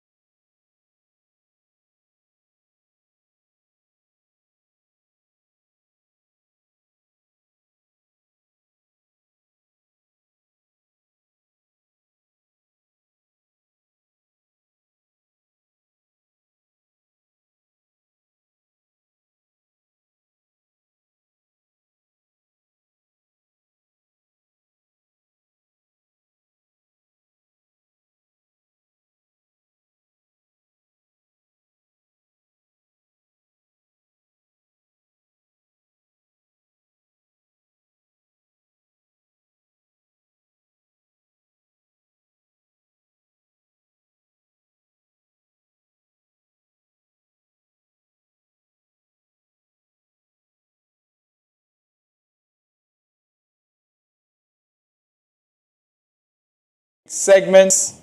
My name is Benedict Nketia Kwating. Next is the business segment with Clement.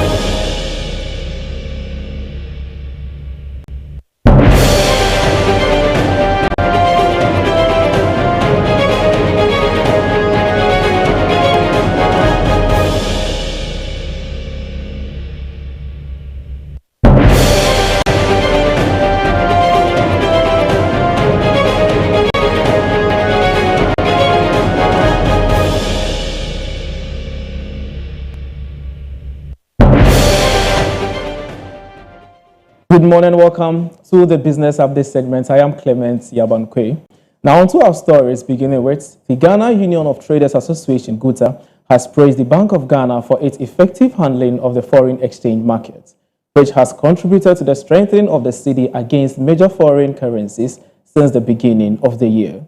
In a press release signed by its president, Dr. Joseph Oben, and the head of its Business and Economic Bureau, Charles Kusi Appiah-Kubi, GUTA acknowledged that the recent appreciation of the cedi has brought relief to the business community and renewed confidence in the local economy. The association attributed the currency's improved performance to the central bank's prudent management and the government's fiscal discipline. GUTA noted that the gains in the cedi's value have helped businesses capital lost during past periods of economic instability and shifted perception away from the foreign currencies as the preferred store of value. They equally urged the government and the Bank of Ghana to continue with the current economic policies, expressing optimism that sustained measures would lead to full economic recovery, boost productivity, and lower the cost of living.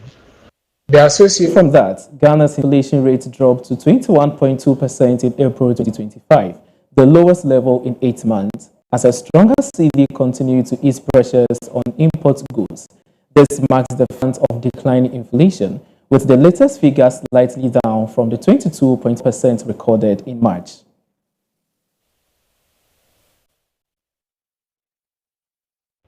The task force is chaired by Charles Asari, a former managing director of the Ghana Airports Company Limited. During the inauguration, the Transport Minister highlighted the government's intention to build a sustainable and efficient national. During the period, consumer prices decreased by 0.8% month on month. Both food and non-food inflation contributed to the overall decline, with food inflation falling to 25.0% from 26.5%, and now inflation easing to 17.9% from 18.7%. In our last story, as part of efforts to revamp Ghana's aviation sector, the Minister of Transport, Joseph Bukari Nape, has inaugurated a 10-member task force tasked with leading the establishment of a new national airline. The move is part of a broader strategy to position Ghana as a key aviation hub in West Africa and to enhance regional air connectivity. The task force is chaired by Charles Asari, former managing director of the Ghana Airports Company Limited. During the inauguration, the Transport Minister highlighted the government's intention to build a sustainable and efficient national carrier, aligned with the broader vision of transforming Ghana into a central transportation hub across air, sea, and road networks. The task force is expected to guide the process with a clear mandate to ensure the new airline is competitive competitive and capitalizes on the country's existing aviation infrastructure. On behalf of the team, Chair Charles Asari affirmed their dedication to the task, stating their readiness to develop a strong business model and leverage the collective expertise of its members to make the vision a reality. This is all we have for you on Business Update segment. I am Clement Yabankwe. Do enjoy the rest of the show.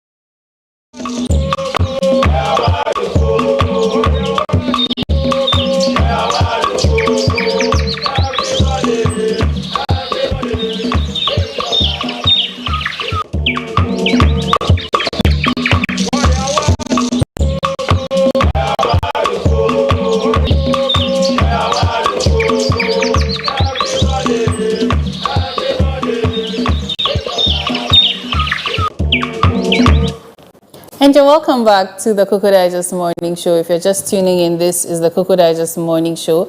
And we're about to have our main discussion for today, and it's on e-commerce and cyber risk. I'm doing this with my guest, who is in the person of Mr. Judah McKinnon. He's a software engineer, and he'll be telling us a little bit about himself before we proceed. Good morning, sir. Good morning. Thank you so much for joining us today. Thank you. Good morning and good morning to your viewers. Yes, good morning to you. It's nice to be here. We are glad to have you. So can you tell us a little bit about yourself and what you do? Yeah, okay. So I'm a software engineer. I work with a company in Ghana here. Our clients are mostly based. Okay. Personally, I've been in the industry for close to 7 years now.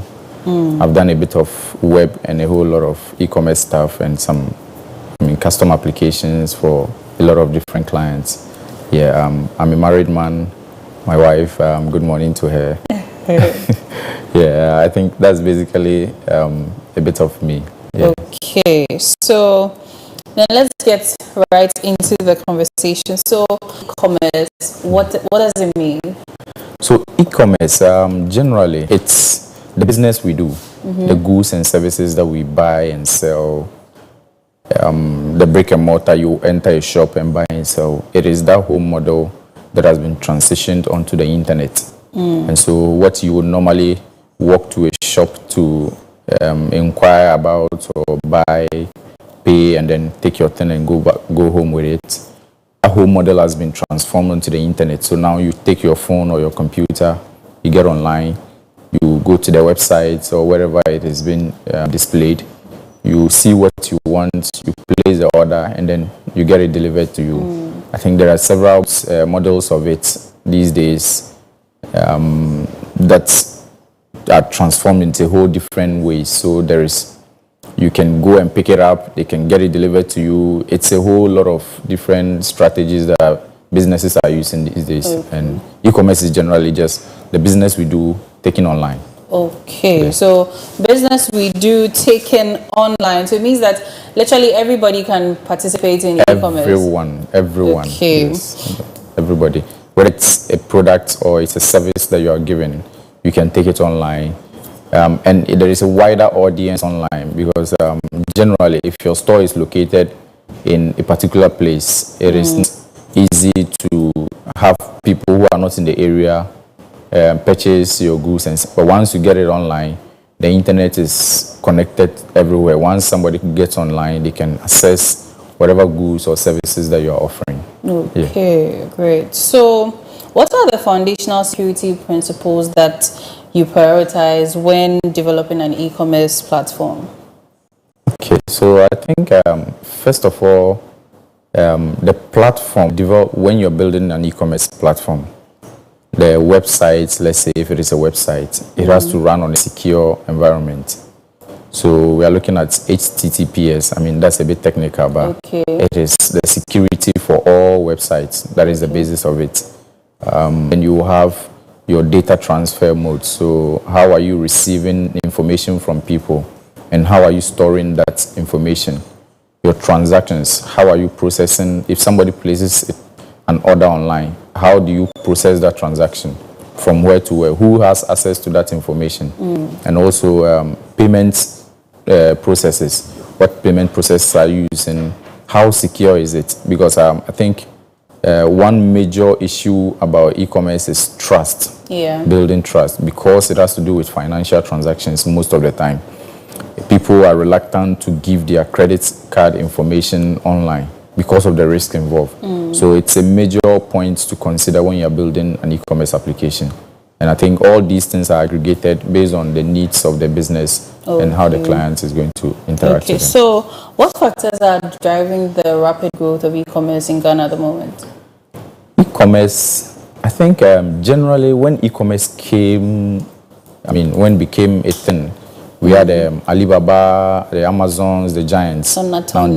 Tonaton, there was Tonaton, which is a different model. I mean, it's more like a marketplace. That is where the giants are all gravitating towards. But when you go e-commerce, it is, it's a wide spectrum, and people are already doing a whole lot of things in the e-commerce field. So e-commerce, e-commerce generally, it's open and everybody can access the platforms that are available for e-commerce. And once you go online, your services are all over the place. And so protecting your brand, it's one thing. And getting people to appreciate what you are selling as well. Okay. I mean, so would you say COVID also drove the markets to COVID come online? It was like one of the major points where e-commerce became a major issue. I mean, you get locked up in your room. The only way to access goods and services is online. I mean, it reduced the physical interactions, and I think it was more of a good thing to the online businesses. Condolences to all those who lost loved ones during that period. But then on the business side, the online business side, COVID was a plus, because whereas people were not aware, some were not aware of the business online, and some were not moved by the whole process of paying for receiving it, or even having somebody deliver something that you want. COVID made it, opened the floodgates, and now one is doing businesses online. So Facebook shops, Instagram shops, and a whole lot. Most of these were not very widespread until COVID came. Yeah, COVID is a big driver of e-commerce. Okay, so what about the digital monetary platforms like mobile money and mobile banking? Yes, I think because of the trust, I mean, e-commerce thrives on trust. Because of the trust level, especially in Ghana here, it's very easy. I mean, people are it's difficult to trust people. And so if you are going on a payments platform where you have to submit, especially your Visa card or something, the likelihood of it being leaked is very high. And so the models kind of adapted, the system adapted to the fact that there is low trust. And so payment options online have been reduced locally. These days we have pay on delivery, because I would rather have the thing in my hand and then pay for it than pay and then have a lot of issues and back and forth with vendors. So payment processes mostly these days is pay on delivery. With online payments, once there is trust, I mean the Jumia and Co, even though they are pay on delivery, there are some products that you have to pay. But because we trust the brand, we pay either way. So once you gain the trust, you establish the trust between you and your clients as a business. I mean, people will give out their details, people will pay money, goods that they have not received yet, which is generally how e-commerce is supposed to flow. Okay, so are third-party payment systems also safe? Like you're buying something online and you have to pay through maybe Paystack and companies like that? So first of all, there is nothing 100% safe on the internet. And so there is a risk involved at different levels.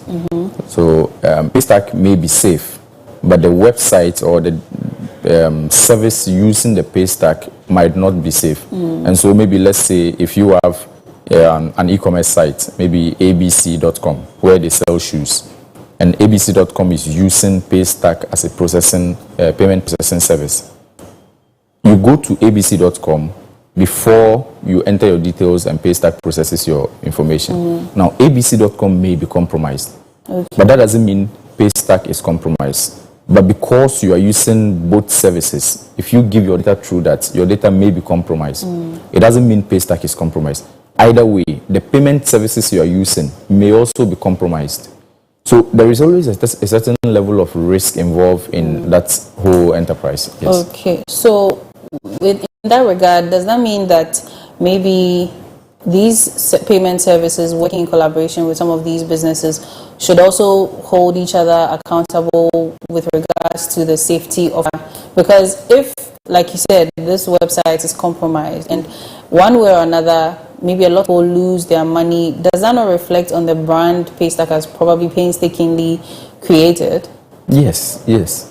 I think, yeah, and I think there is the general KYC before you sign up to Paystack or some of these payment processing services. Okay. They have KYC, know your customer, and so they require as much information from the business as possible, and then that is on the Paystack level. I'm just talking about that, and other payment processes, so that they can guarantee a certain level of a certain standard. Where they know that if you meet this standard, then we can do business with you. Okay. So that we know that your site won't compromise our business, because we have a reputation to keep. Yeah. So maybe if any fraudulent business wants to receive payments through Paystack, because of the standard Paystack has put in place, that business might not be in because of the requirements that Paystack require. Okay. I mean, business registration and a whole lot of other documents, all are required so that you meet a certain standard. Your website has to be secure. Your transactions, your forms, and still all those things have to be secure, so that at least the basic stuff of security will be ruled out before you can get to receiving cash transactions online. Okay. So let's talk about cyber threats now. Which ones are the common ones that we have in our these days? Generally, it's mobile money fraud. Yes, and this is just a message to anyone. MTN is not sharing money. Coca-Cola is not sharing money. Bill Gates is not sharing money. Nobody is sharing money online. So if you receive any message telling you somebody is sharing money, I mean, cyber threats they are graduated in several levels, from the mobile money fraud to targeted hacking systems they target you as an individual. They get your details and get into your online accounts and empty your accounts. I mean, when it comes to e-commerce generally, the threats are mostly hackers getting into the site. So let's say the site I created here just now, abc.com, has a business. They are taking customers' data, processing banking information, I mean, like credit cards and stuff. If a hacker gets into abc.com's database, they can copy all the users' credit card information, and that is a serious security risk. So that is usually targeted hacks. If there is any security flaw, some of these risks are exposed. They expose data. I think recently there was a breach on MTN's which they are working to resolve. I'm sure by now they've resolved it. But these are common things. Can you imagine a company the size of MTN getting breached? The resources they have to protect their customers, and then how much more the smaller ones. So when there is a targeted attack on an e-commerce business, it's usually, they might not get all they want, but they might cause some damage. And online, the business online, it is not a 100% safe place. And so measures are always being taken. There are new threats coming in, and there are always new measures to mitigate those threats as well. So, I mean, running an online business, you have to always keep it in mind that somebody is always after you, and that you protect yourself, your business, and your customers as well. Okay. So, speaking on MTN's issue, because that's what's happening, that's what's trending at the moment, being a software engineer, my question is a little lengthy, but it seems that compared to the other telecommunications networks, the fraud issue is not as rampant. Would you say it's because of how their systems work? Because with Telecel and Airtel Tigo, the customer generates the prompts themselves, but with MTN, it is from the vendor or from their systems out there before we get to. So as a software engineer, if you can explain to us how this may be a risk for us. So the risks generally, so this MTN, I think recently, last year or so, MTN was rated significant market player, SMP. It is because of the numbers. And so if I were a hacker, I would rather go for MTN than go for a sub with less users. Okay. Because MTN, the attack surface is large, the customer base is large, and so it's easier to get somebody. And most of these hacks are not, they are not, okay, so let's say the one that happened recently, that is probably an attack on MTN directly. But most of these fraud stuff that are happening are generally social engineering attacks. Okay. So somebody calls you with a story and then tells you, you receive an SMS, give me this, I'll give you this, and all that. And then you receive the SMS and then you send it to the person. That's all. There is a verification code. Yeah. But sometimes people have saying that, they just see a pop-up on their phone. Yes. Approves or so and so. And if you're not quick with yourself or conscious, you might finish approving before you realize, no, this was generated from somewhere else. That's where my question is from. Because with the other networks, it does not work like that. But that this is happening more with MTN. Yes. So MTN's model, maybe they have their own business reasons for that model. But as a user, you have to be aware of what you are getting yourself into, especially when it comes to online and internet stuff. It is the way MTN runs their business. So if you choose to use MTN's mobile money, you have to at least understand the basics of it. So sometimes you have to allow cash out before a transaction completed. But sometimes it just pops up. Yeah. I mean, if you are not doing any transaction and something pops up and you accept it, you don't know what you're accepting. So it wouldn't fly in a lot of scenarios. So generally, it is social engineering. You have to be careful so that somebody does not deceive you and take what is yours illegally or forcefully. But the model that MTN has, it's their business model. I wouldn't sit here and then speak it. Okay. Yeah. So let's come to the online business. We tend to also find a lot of lost their accounts on various social media, or they were hacked, or maybe their accounts are now asking people for money and things like that.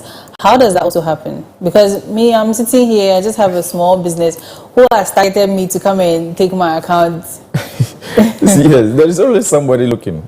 There is always somebody targeting. And once there's a level of credibility to what you're doing, there will be people impersonating that. Okay. And so if somebody sees that you have some goodwill, they'll create an account with your profile and start to solicit some kind of funds from people based on that. And people's Facebook accounts and stuff getting hacked. I cannot speak to the Facebook's internal security. But what I can speak to is you receive and then somebody calls you and tells you, give me this code because I am doing something on you. And you didn't request that. First thing is you drop the line. Okay. You just cut the call because you are not interested. If I'm running a business with you and then you are aware that this is what is going on and I give you a call and I tell you this, I'm sending you this, give it to me. That is understandable. But out of nowhere, somebody calls you from MTN or I'm from Facebook, I'm sending you a message. That message, so because of security, there is something called two-factor authentication. Yeah. If you have your account, your username and your password, you log into your account. There is a second security, that's a two-factor. So that even though it's you, your username, and you, your password, we need to still confirm that you are the one holding the device. So they will send you a code, and that code you will use to verify. So if somebody triggers that code, because the person probably has access to your username and password, and triggers that code, logs in, the system will send that message. And the person calls you and tells you a story, and you give the person that message. You have compromised yourself. And because of these days, a lot of people use one password for all their services. It's hard to remember a lot of passwords. Yes, it's hard to remember, but the online is a place that is changing constantly. And so these days, a lot of systems require that you change your password every 3 months or something. So if you give those details out, maybe somebody gets access to your Facebook password, and they can just guess and see that maybe this is Facebook. you are probably using the same password on Twitter, the same password in your Gmail account. And so they can access everything. But maybe Gmail has two-factor enabled. So Gmail will send you, and then they call you and give you a story, and you give them the code. Now they have access to your Gmail as well. And so any message you receive, if you're not expecting it, don't take any action on it. Just leave it be. Sometimes don't even open it. Because some of these WhatsApp messages, they have a lot of trackers and stuff on it. You see a lot of people sharing things they don't understand. It's a risk. You are not only posing to yourself, but you're also posing to the people you are sharing it to. Okay. So don't share something if you are not, you don't know where it's coming from in the first place. You can't personally verify it. Don't go sharing it on your status and in group pages. Yes. Wow. Okay. So sometimes I think with even the emails, you may receive, you can be receiving certain codes. It's happened to me before where I kept receiving a code and I spoke to someone. He said it seems my email account has been used to register something. I don't think I have shared the password with anybody. How do people access that to use for their own personal things? So the thing about emails and this, okay, I don't know specifically, let me speak to your case. It could be that somebody had access to your email and they probably didn't have access to your password. Okay. So they go to a site. The site is requesting that enter your email for maybe so that we'll sign you up for something, newsletter or something, and then they enter your email there. Okay. So that site, they don't need anything from you. They will just be sending you stuff. Okay. Because somebody probably entered your details on their site. So they just send you digest emails and a whole lot of content. But you can go and unsubscribe to these things. And don't follow links unless you have really verified where the source is.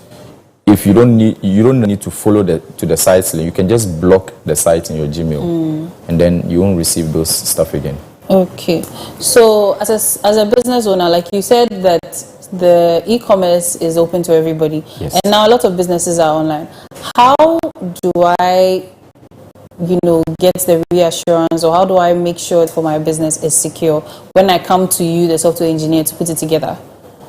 So there are questions that would need to be asked. Okay. I mean, what things are you looking to put online? I mean, your business process currently as it is. Maybe you have a store that you want to put online. How do you want to process transactions? Most of these days, people do pay on delivery.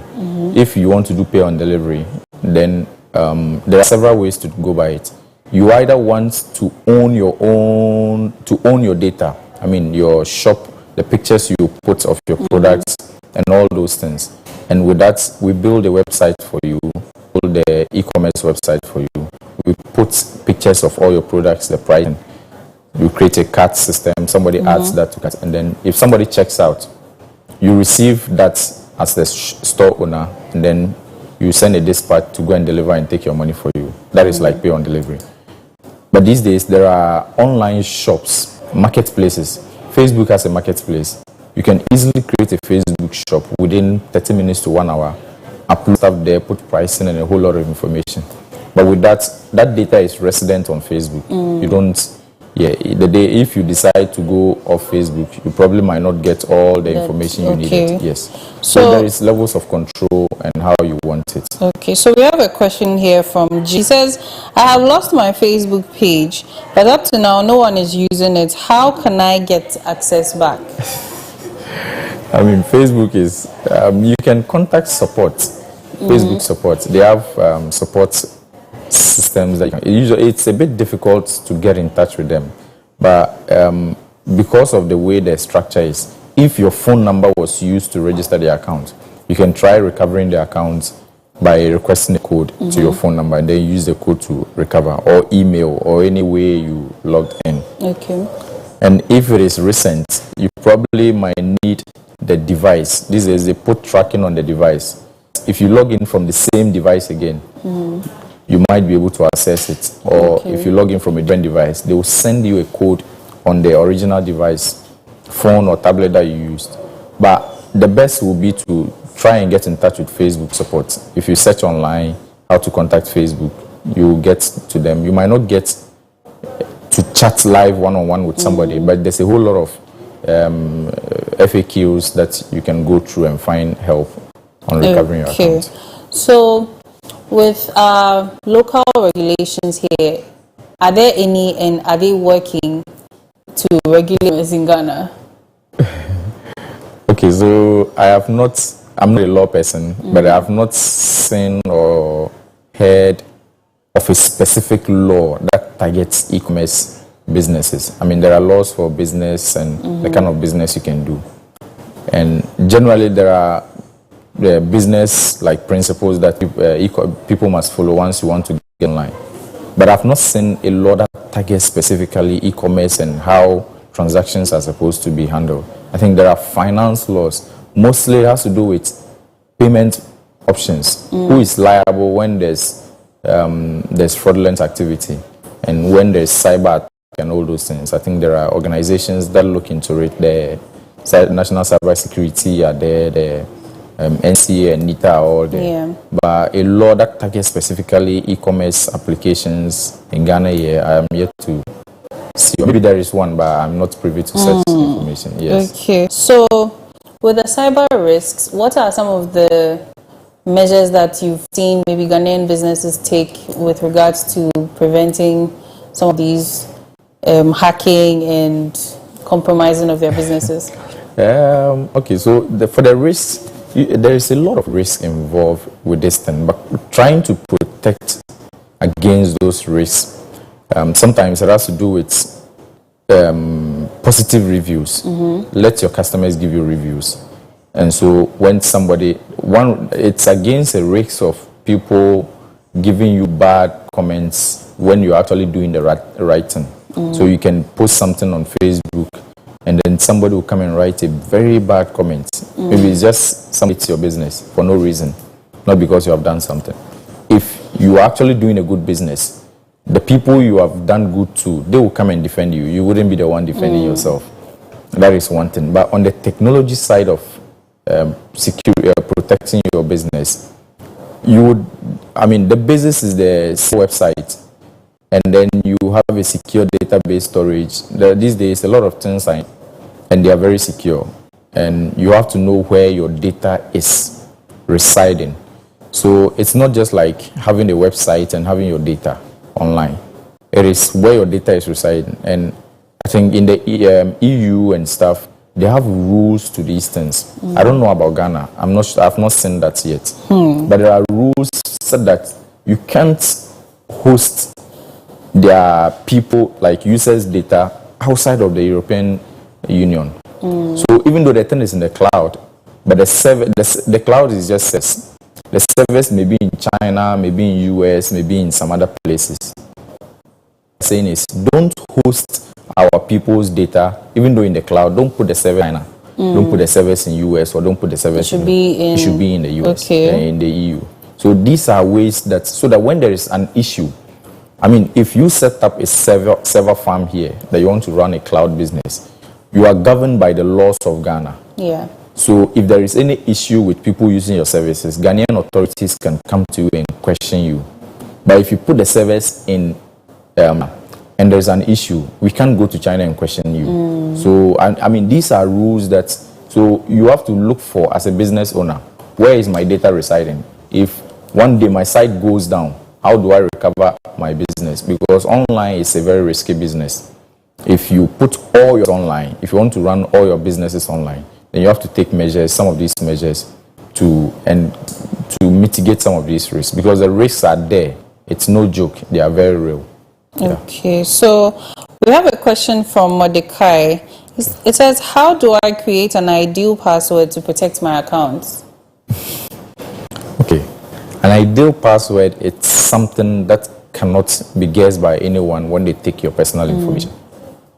That is how I will put it. So if I am your friend, I know your name, I know your full name, I know your date of birth, I know your mother's name, I know your father's name. This basic information about you should not be used in any way, anyhow, to create your password. So your password should be something that somebody cannot guess, but you can easily remember it. So maybe you watch a movie, you saw a name that was intriguing. You pick that name. Then you pick a number somewhere, and then you add the two, and then you create a password. I mean, this is something that maybe your favorite movie, you've not told anybody or something. It should be unique to you, that you understand it. It's difficult or almost impossible for somebody to guess it.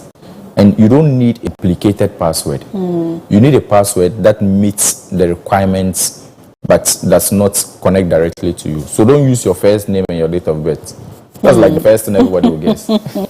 Okay. Yes. So we have to go for a quick break. When we come back, we'll be asking more questions. And if you have any questions also, you can send in your questions to our WhatsApp number displayed on your screens. When the phone lines are opened, I will do well to inform you so that you can call and ask your questions. But for now, it's just WhatsApp. Or onto our live stream on Facebook and on YouTube, I would ask the questions for you regardless. So yes, we'll be right back.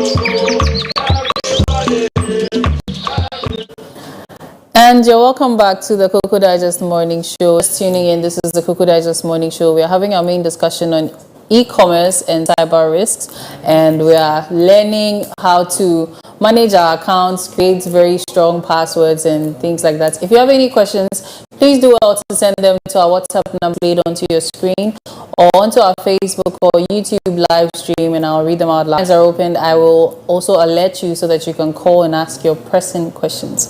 So before the break, we were talking about passwords, and sometimes websites like Google tend to generate passwords. Are they advisable to use? So I think if you can memorize those passwords and not forget them, then they are advisable, because they have a certain standard that the generated passwords meet, and they require you to create set passwords. Okay. But if you can't, don't. Okay. Because if you use that and you forget it, though it's secure, if you forget it, it's a painful process to try and recover an account when you forget your password. Okay. So when you say secure, is it that maybe Google does not have access to those passwords after generating them? Because like a company like MTN, if MTN is to give me a password to use, I'm not likely to... Yes. No, generally they don't have access to the password. Okay. So it's generated by the system. Okay. So there are a set of rules that are defined in the system that a password should have a lowercase letter, an uppercase letter, a special character that is like hash, star, slash, underscore, dash, all those things, and then a number. Okay. So a password should contain all these things. And so the system generates a random password mixing uppercase, lowercase, number, special character for you. So it's generated on the fly on the website usually. Ideally, that is what is done. And then it's saved, it's secured, it's hashed and saved in the database. Okay. And then you are given the raw password. But then when you enter your password when you enter username, you enter your password, it has to be hashed. So it's obfuscated in a way. Okay. And then compared to what is in the database, if it matches it, then it will tell you that it's the right password. So yeah. Okay, so earlier we were talking about the security of websites, but not every online business has a website. So how about the accounts? Sometimes maybe, you know how these social media platforms are also quite linked these days. Yes. Facebook is linked to WhatsApp and Instagram. I think TikTok can also be linked to Facebook. So as a business owner, you have these accounts, they are all linked and things. How do you protect your account so that you can continue your selling? So if you're a business and you have a website, okay, maybe you don't have a website, you can talk to a developer and they spin up a website for you. But then if you don't have and you are asking for, you are talking to a developer to, get to your website, you give them all the information that you have available. I mean, your business, the images of your business, your mission, your goals, and all the write-ups. And then you also add your phone number and then your social media links. Because these days, people rather go to Facebook and find your website than go to your website and find your Facebook. So maybe they see your business your advertising on Facebook. They follow the link from your business to your Facebook, the link from Facebook to your business website, and then now get information about what you are doing and what you are selling and the services you are rendering. So yeah, it's connected, and a website is able to connect to your business on Facebook, on Instagram, or on Twitter. And these days, you can actually create an item on your website. You put it in a Facebook post, put it on Facebook, and people can click the link there, take you directly to their website, your website, and make the purchase there. So that once they are connected in that way, it's easy. There's not a big gap between what you're doing on Facebook and what you're doing on your website or Instagram or all these things. Those can all be connected. So in the connection, like James asked that he's lost his page. If someone is able to hack and get access to all those accounts, does that not bring you, the business owner, a very huge loss? So it brings me back to the point of using different passwords for different accounts. So if it's access to your Facebook account, that password, if you are using the same password, your Twitter or your Instagram or your website, then the person to all those places because they have that one master password that you're using. But if you have Facebook and then you have Facebook's password is different, Instagram different, Twitter different, Snapchat different, TikTok different, your website different. If your Facebook is compromised, it is limited Facebook, and you can easily mitigate if you are fighting on one front. Yes. Okay. So we have a question here. This is from Mordecai in Amasama. He says the education is Kokoing. Thank you. Interesting to have such aspect on your show. What should I do if I realize my account has been hacked? So first of all, you have to try and recover that account because impersonation is a very serious thing. Somebody, once you get their account, especially let's say WhatsApp, your WhatsApp account is hacked. You recover, and then these days WhatsApp has made it very. They've implemented a very secure system so that because of the two-factor that WhatsApp has, I'm just talking on WhatsApp for now. If somebody hacks your account and the person changes the password to your account, now you can actually set a password to your WhatsApp account. At first, it used to be only for phone number. Okay. The person changes the password to your account, and you with the phone number, you request to log into your account, and WhatsApp says enter your two-factor.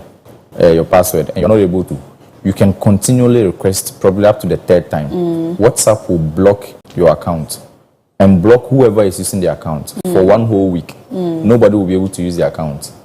So the person that hacked you will also lose access. After 1 week, WhatsApp will release the phone number for usage again, the account for usage. And then now the one who has the first SIM, who can receive the SMS, will be able to access. Okay, but not the hacker. Okay. Because the hacker doesn't have access to your phone. Okay. So don't. It's a very easy process. Your number is hacked. Probably just uninstall WhatsApp on your phone, reinstall it, enter the phone number again. It should be able to. If the person has not changed the password, it should be easy to regain recover your account. Okay. Yes. So what about with the other social media platforms? So there are ways to do this. I mean, this is the WhatsApp way. Facebook as well. So usually the best thing is once you have your Facebook account, and if you have not done this, add your phone number to your Facebook account. It won't be visible for people to pick your number and call you, but it will be in the Facebook settings so that once you lose your account, you can always recover using the phone number. So yeah, sometimes they'll say log in with your phone number. Yes, and you can do that. Okay. So with e-commerce coming, there's a lot of scamming as well. Yes. A business, it looks legit, posting pictures and things. You make an order, make payment, and you don't hear from them again. So my question is loaded into how do we, the consumers, get to, what are some of the key things we should look out for to know that, okay, this account, and then what should businesses also do to, try to garner some trust from us, the consumers? Okay. So first of all, let me go to the business side. As a business, one thing you have to look for is reviews. Encourage your customers to give you positive reviews after you have delivered their service to them. Like when you fulfill an order, encourage the customers to give you positive reviews. And also make sure your social media accounts are apt with information. So that if I go to your website and the last thing you posted was last year, but your business is currently running, I would be a bit suspicious. I mean, are you paying attention to the business you're running? That is one side. On the customer side, it's very tricky because there's a lot of fake reviews, and reviews are the way to go. I mean, if I want to buy something on a new service or new website or e-commerce site, I look for the reviews. I go to Facebook, I go to Twitter, I go to Snapchat or wherever, and search your business there. Find out what people are saying about your business. And then I'll weigh the options. So, for instance, if I want to buy something on AliExpress, sometimes I buy things from there. I go to the products page, and then I open the reviews. And they have this feature where you can, if I buy a phone, I can take a pic, and I receive the phone. I can take a picture of the phone and put it on the website and write my review on it. So those are the things I'm looking for. What are the genuine reviews that people have left? And you read through those reviews. Sometimes they sort them out. This is 1 star, this is 2 star, 3 star. So you go to the online profiles, ask around, what are people saying about this e-commerce website? And then you make your own decision. And also when you go to the website, so I am a bit experienced with e-commerce websites. I've worked on quite a number of them. When I go to an e-commerce website, excuse me, I see the website and at first glance, I know that this is a bit, because when you see an e-commerce site, the effort that they devote speaks to the kind of work that the business owner is looking for. Okay. So if you have an e-commerce site and your developers are not giving you something that meets a certain standard, you have to request for more because you are paying good money for that website. Some websites, once you go there, it will be like, oh, this is like some national service people playing around with it. And it's actually somebody's legit business, but it's so shabby. So encourage your developers to build robust sites.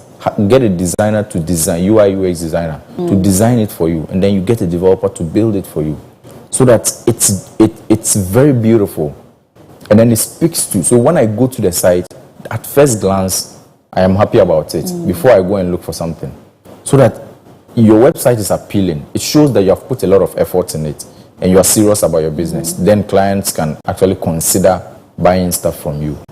But then it all boils down to you, the customer. Somebody can actually put all that effort and it is still a scam. So make your own inquiries. And if it is the first time, especially local businesses, people are very aggressive and they want to dupe others. If it is pay on delivery, like I would advise you to go for pay on delivery, especially if it's the first time. Okay. Don't pay, don't send money to anyone, give it to you. But Unless you can trust that person. But you know the pay on delivery. So let me use, let's say, a wig. Yes.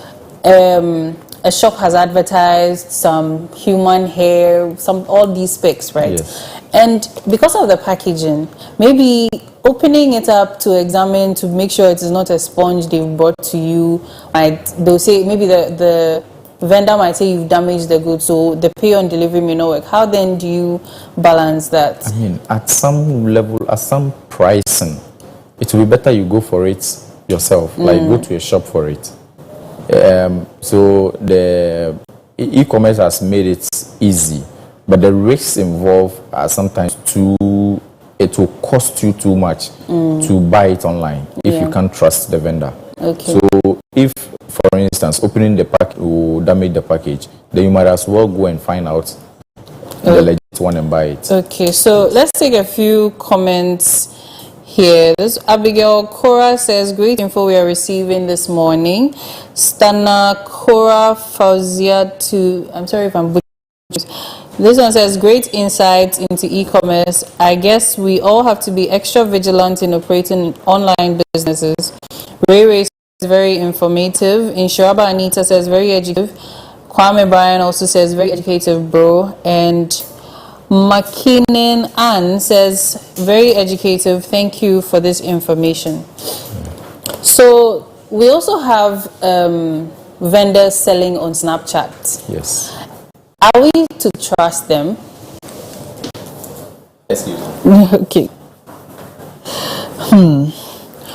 So in a situation like this, a lot of, like for the ladies especially, we have people selling these really beautiful dresses and shoes on Snapchat, posting screenshots of people's reviews and the rest. But with the way Snapchat also works, after 24 hours, it vanishes unless you manually save it. Them. And if the person blocks you, you literally have no access to this person anywhere. Should we chances that operate on Snapchat? It's tricky. Yeah. But personally, I wouldn't buy from any of such businesses. The risks outweighs any benefit that you can think of. If you want to buy a wig, a shoe, something, or a sneakers or anything from Snapchat, if you consider the risk of losing out whatever cost that is involved, and you consider picking a car and going to the market and buying it, it will save you all the headache. Because once you send money to somebody, it's easier if you can know for a fact that you have lost that money and you can actually rest. But then you are expecting something because you have made a payment. And the person has also made their mind that they are not going to give you your money back, they are not going to get your product back. Now it's one story after the other.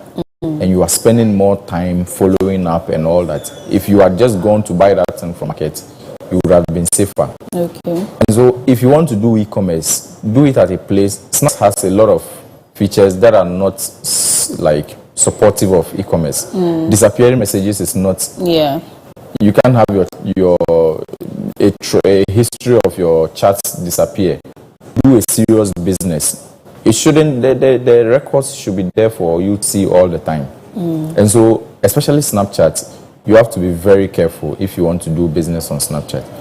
Unless you have a personal recommendation from somebody or you have a personal connection to that person doing the business, I wouldn't advise that you go for those stuff. But some people also argue that, you see how you add friends and the rest, maybe they have a larger audience on Snapchat. So you see sometimes you even open a profile and they have about 10,000 friends and things like that. So they seem to think it would be a more feasible endeavor to put their business there.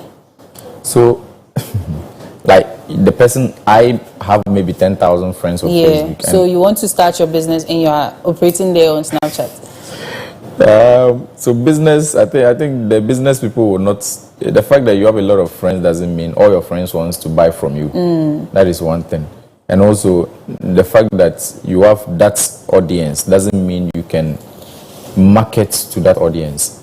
And so if it is a business you want to do, Facebook, you can create a page. Your Facebook account is their personal account. You can create a page through your account, and then you do your business on that page. Okay. Yeah, but then doing your business directly on your page, it opens your page to a whole world of, the business, the e-commerce is a very wild stuff. People are going to be giving you reviews, and you can't differentiate between what is personal and what is business related. And they're going to merge the two. So if somebody is disgruntled about something that you couldn't control, they will attack your person instead of attacking the business. So you have to sometimes separate. That is why you go and register a business. You don't use your ID card to start a business. You register a business. The business is the entity, so that your people are dealing with the business, even though it's through you. Any liability, it goes to the business. Okay. So now this brings us to challenges. What are some of the challenges online e-commerce startups face most? So the whole process of fulfilling an order. Somebody places an order, you get the person to pay you for that order, and then you deliver the product to the person. And between that two, the person placing the order and you fulfilling that order, there is delivery, there is payment processing. And these days, because of Okada and stuff, deliveries have been a bit sorted. So one of the challenges major, it's the money part, how the money moves. Payment on delivery, there's a risk involved. What if the product gets to the person and the person says, no, I don't want this. You, the business owner, you have to pay double. It's a whole lot. The risk there is high. And so sometimes it's one of the reasons why people want you to pay before they deliver, so that they don't waste that whole transportation sector side of the business. And also it's the risk on the client, the customer side is also, you bring, if I see something, I pay for it, you bring it, and what I saw. How am I going to get my money back?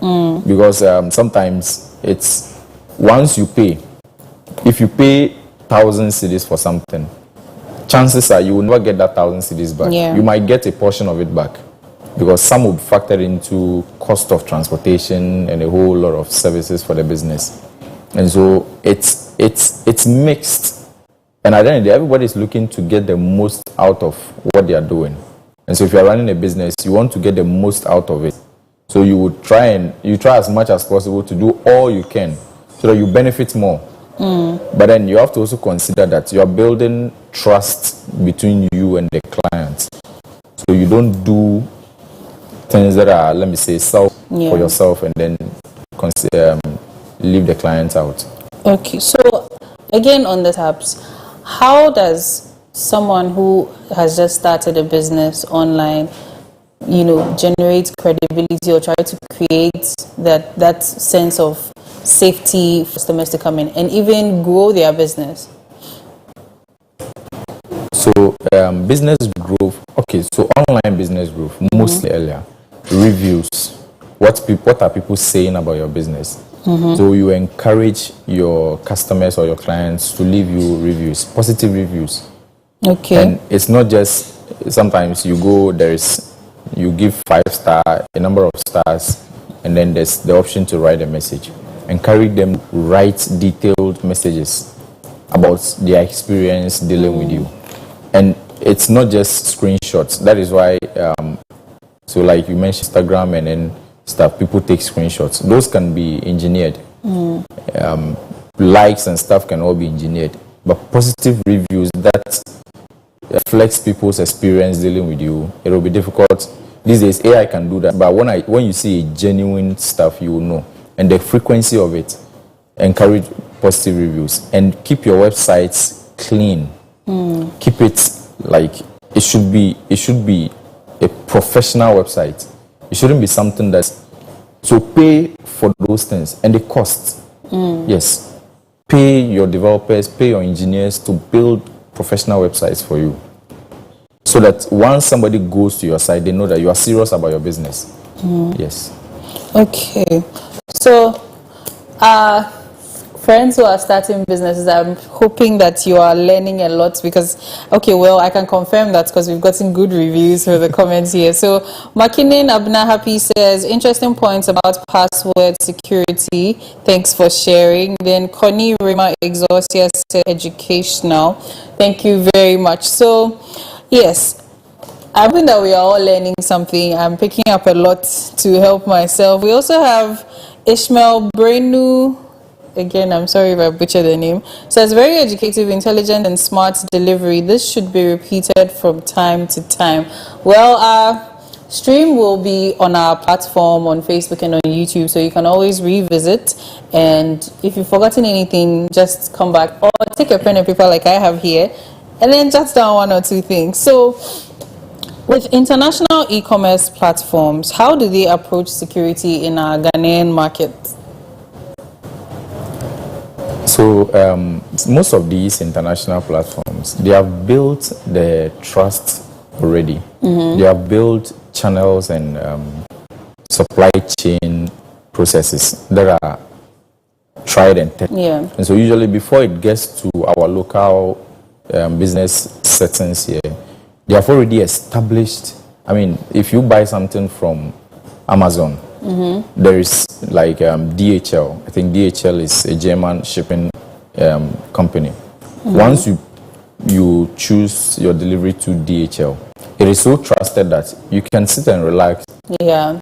And then you know that for certainty that you will receive your product. And you know that if you don't receive your product, there are channels for you to go through, get a refund, or get the product in one way or the other, maybe at a later time. Or you receive the product, is damaged. There's another channel to go through. Yeah. So they've built all these channels and they have tried and tested them. So usually when they come to our local markets here, it's the existing structure they have that they bring here. And so it's easy to trust a tried and tested system. Unlike the new ones that are coming up that we don't really know the kind of delivery. Maybe you buy something online today, they give it to one Okada rider. You buy tomorrow a different rider. A different rider. So there is no certainty. Maybe this rider is a good rider. This one is not a good rider. This rider is trustworthy. Somebody will open the product and change it. It's a whole lot of stuff. Yes. Okay, so before I ask my follow-up question, word has come to me that the phone lines are open, so you can call in and ask your pressing questions, but please make them brief. Thank you. So, with the tried and tested delivery services like DHL and the rest, as someone in my business, my seed money is just maybe 2,000 CDs. I have started one or two things, and I want to have credible delivery, but compared to DHL, the usual Okada riders in my neighborhood, how then do I incorporate, or how do I strike a balance?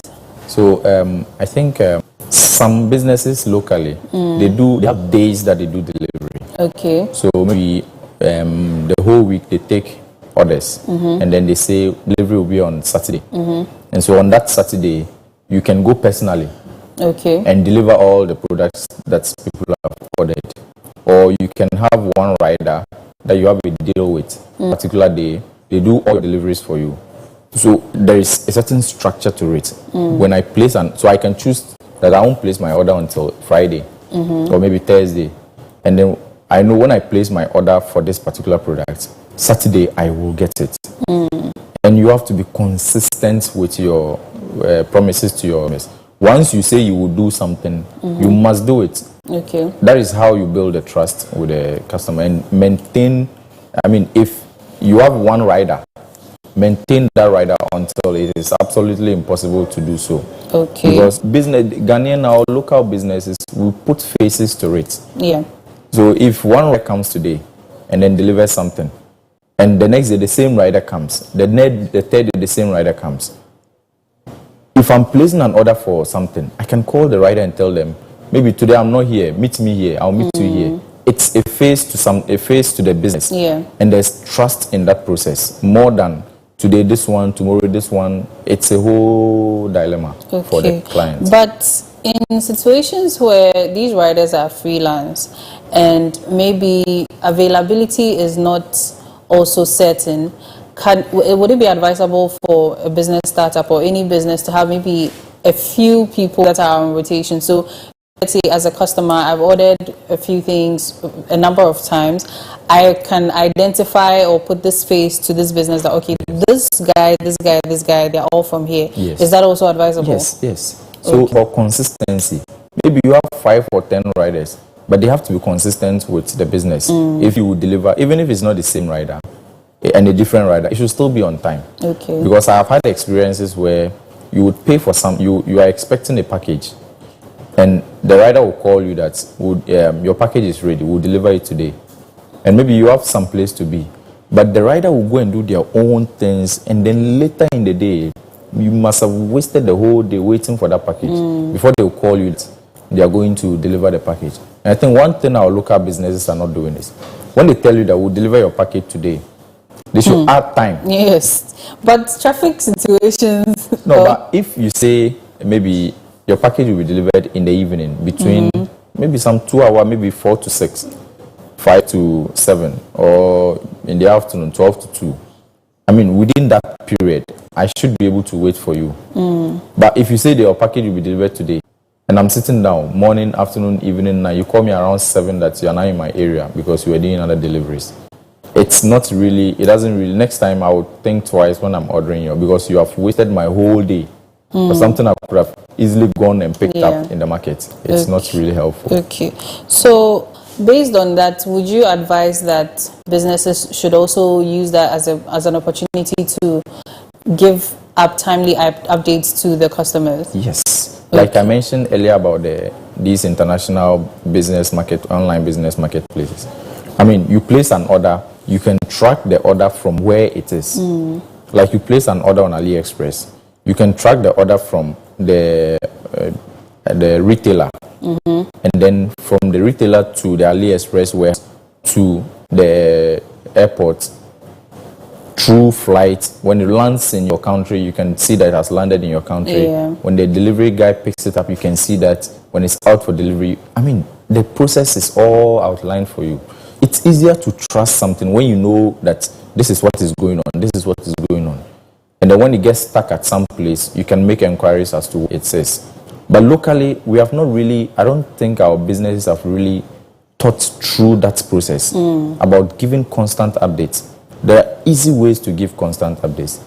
If you come to me with such a problem, I can set up an SMS service for you. Okay. And then it's an application probably on your PC or on your phone. If your package is to be delivered today, I'll send you a message.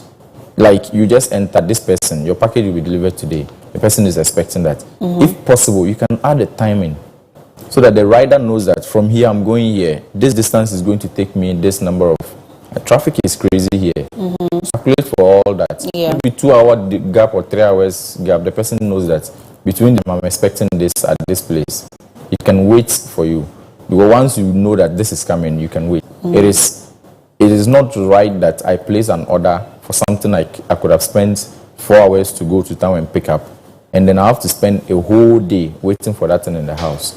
Whilst I could have been doing something productive. Yes. Okay. So is it possible or advisable for small businesses to collaborate with some of these local and international marketplaces? The one you just mentioned, maybe you have a small business.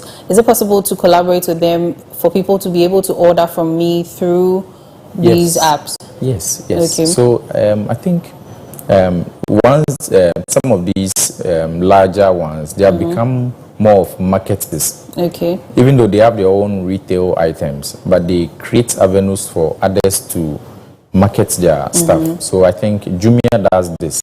You can create your shop on Jumia. You put your products there and do the fulfillment for you. Okay. So once somebody places an order, Jumia will come pick it up and deliver to the person. Or maybe your product is already on in their Jumia's warehouse.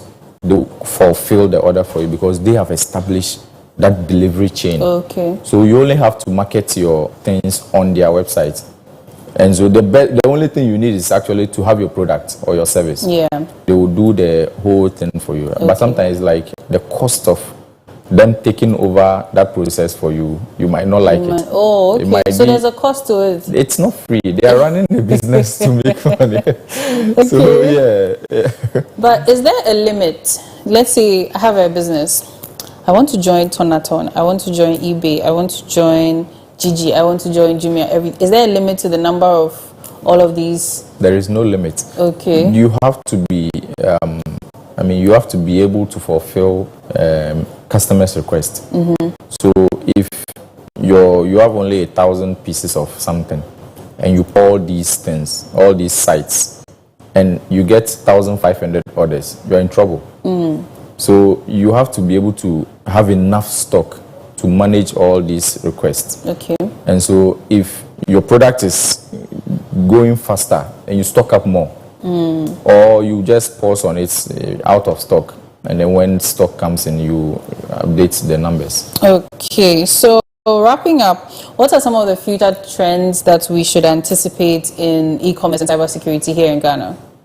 E-commerce, the trust, I'm anticipating that the trust will increase so that we can pay and then have items delivered even in our absence. Mm-hmm. Because if I'm living somewhere and then I am paying for a product, it's already going on, but if I pay and I put my address there, whether I am there or I'm not there, the product should still be delivered. Because now if the Okada rider calls you and you don't pick, you won't receive that package. Yes, I think, we should get to that level where my address is there. Once I have paid for the product, it should be delivered whether I am there or I'm not there. Okay. Yes, I think we should get to that. Thank you so much. But before we go, I would like to take your closing remarks, maybe with our viewers of, their passwords especially, and then we can wrap up quickly. Keep a secure password. It shouldn't be related to you. And also, if you're a business and you want to go online with business, start small. Excuse me. Start small, and then iterate fast. So start small, but don't stay there. Move fast. Things are changing constantly. Move fast, and also focus on building trust with your clients. Apologize for when there are mistakes. You see people having banter with clients online a lot. It doesn't help your business. You are running a business. If you let your emotions step into it and a business cannot fight a client. If there is a banter, it is the owner of the business fighting the client. But the client was dealing with the business, not you. Okay. So let your business deal with the person. Don't make it emotional or personal thing. All right. Let the business thrive and build trust. Thank you so much. Thank you to you viewers as well. Thank you so much for your time. We will see you on Tuesday bright and early. Do have an amazing week ahead.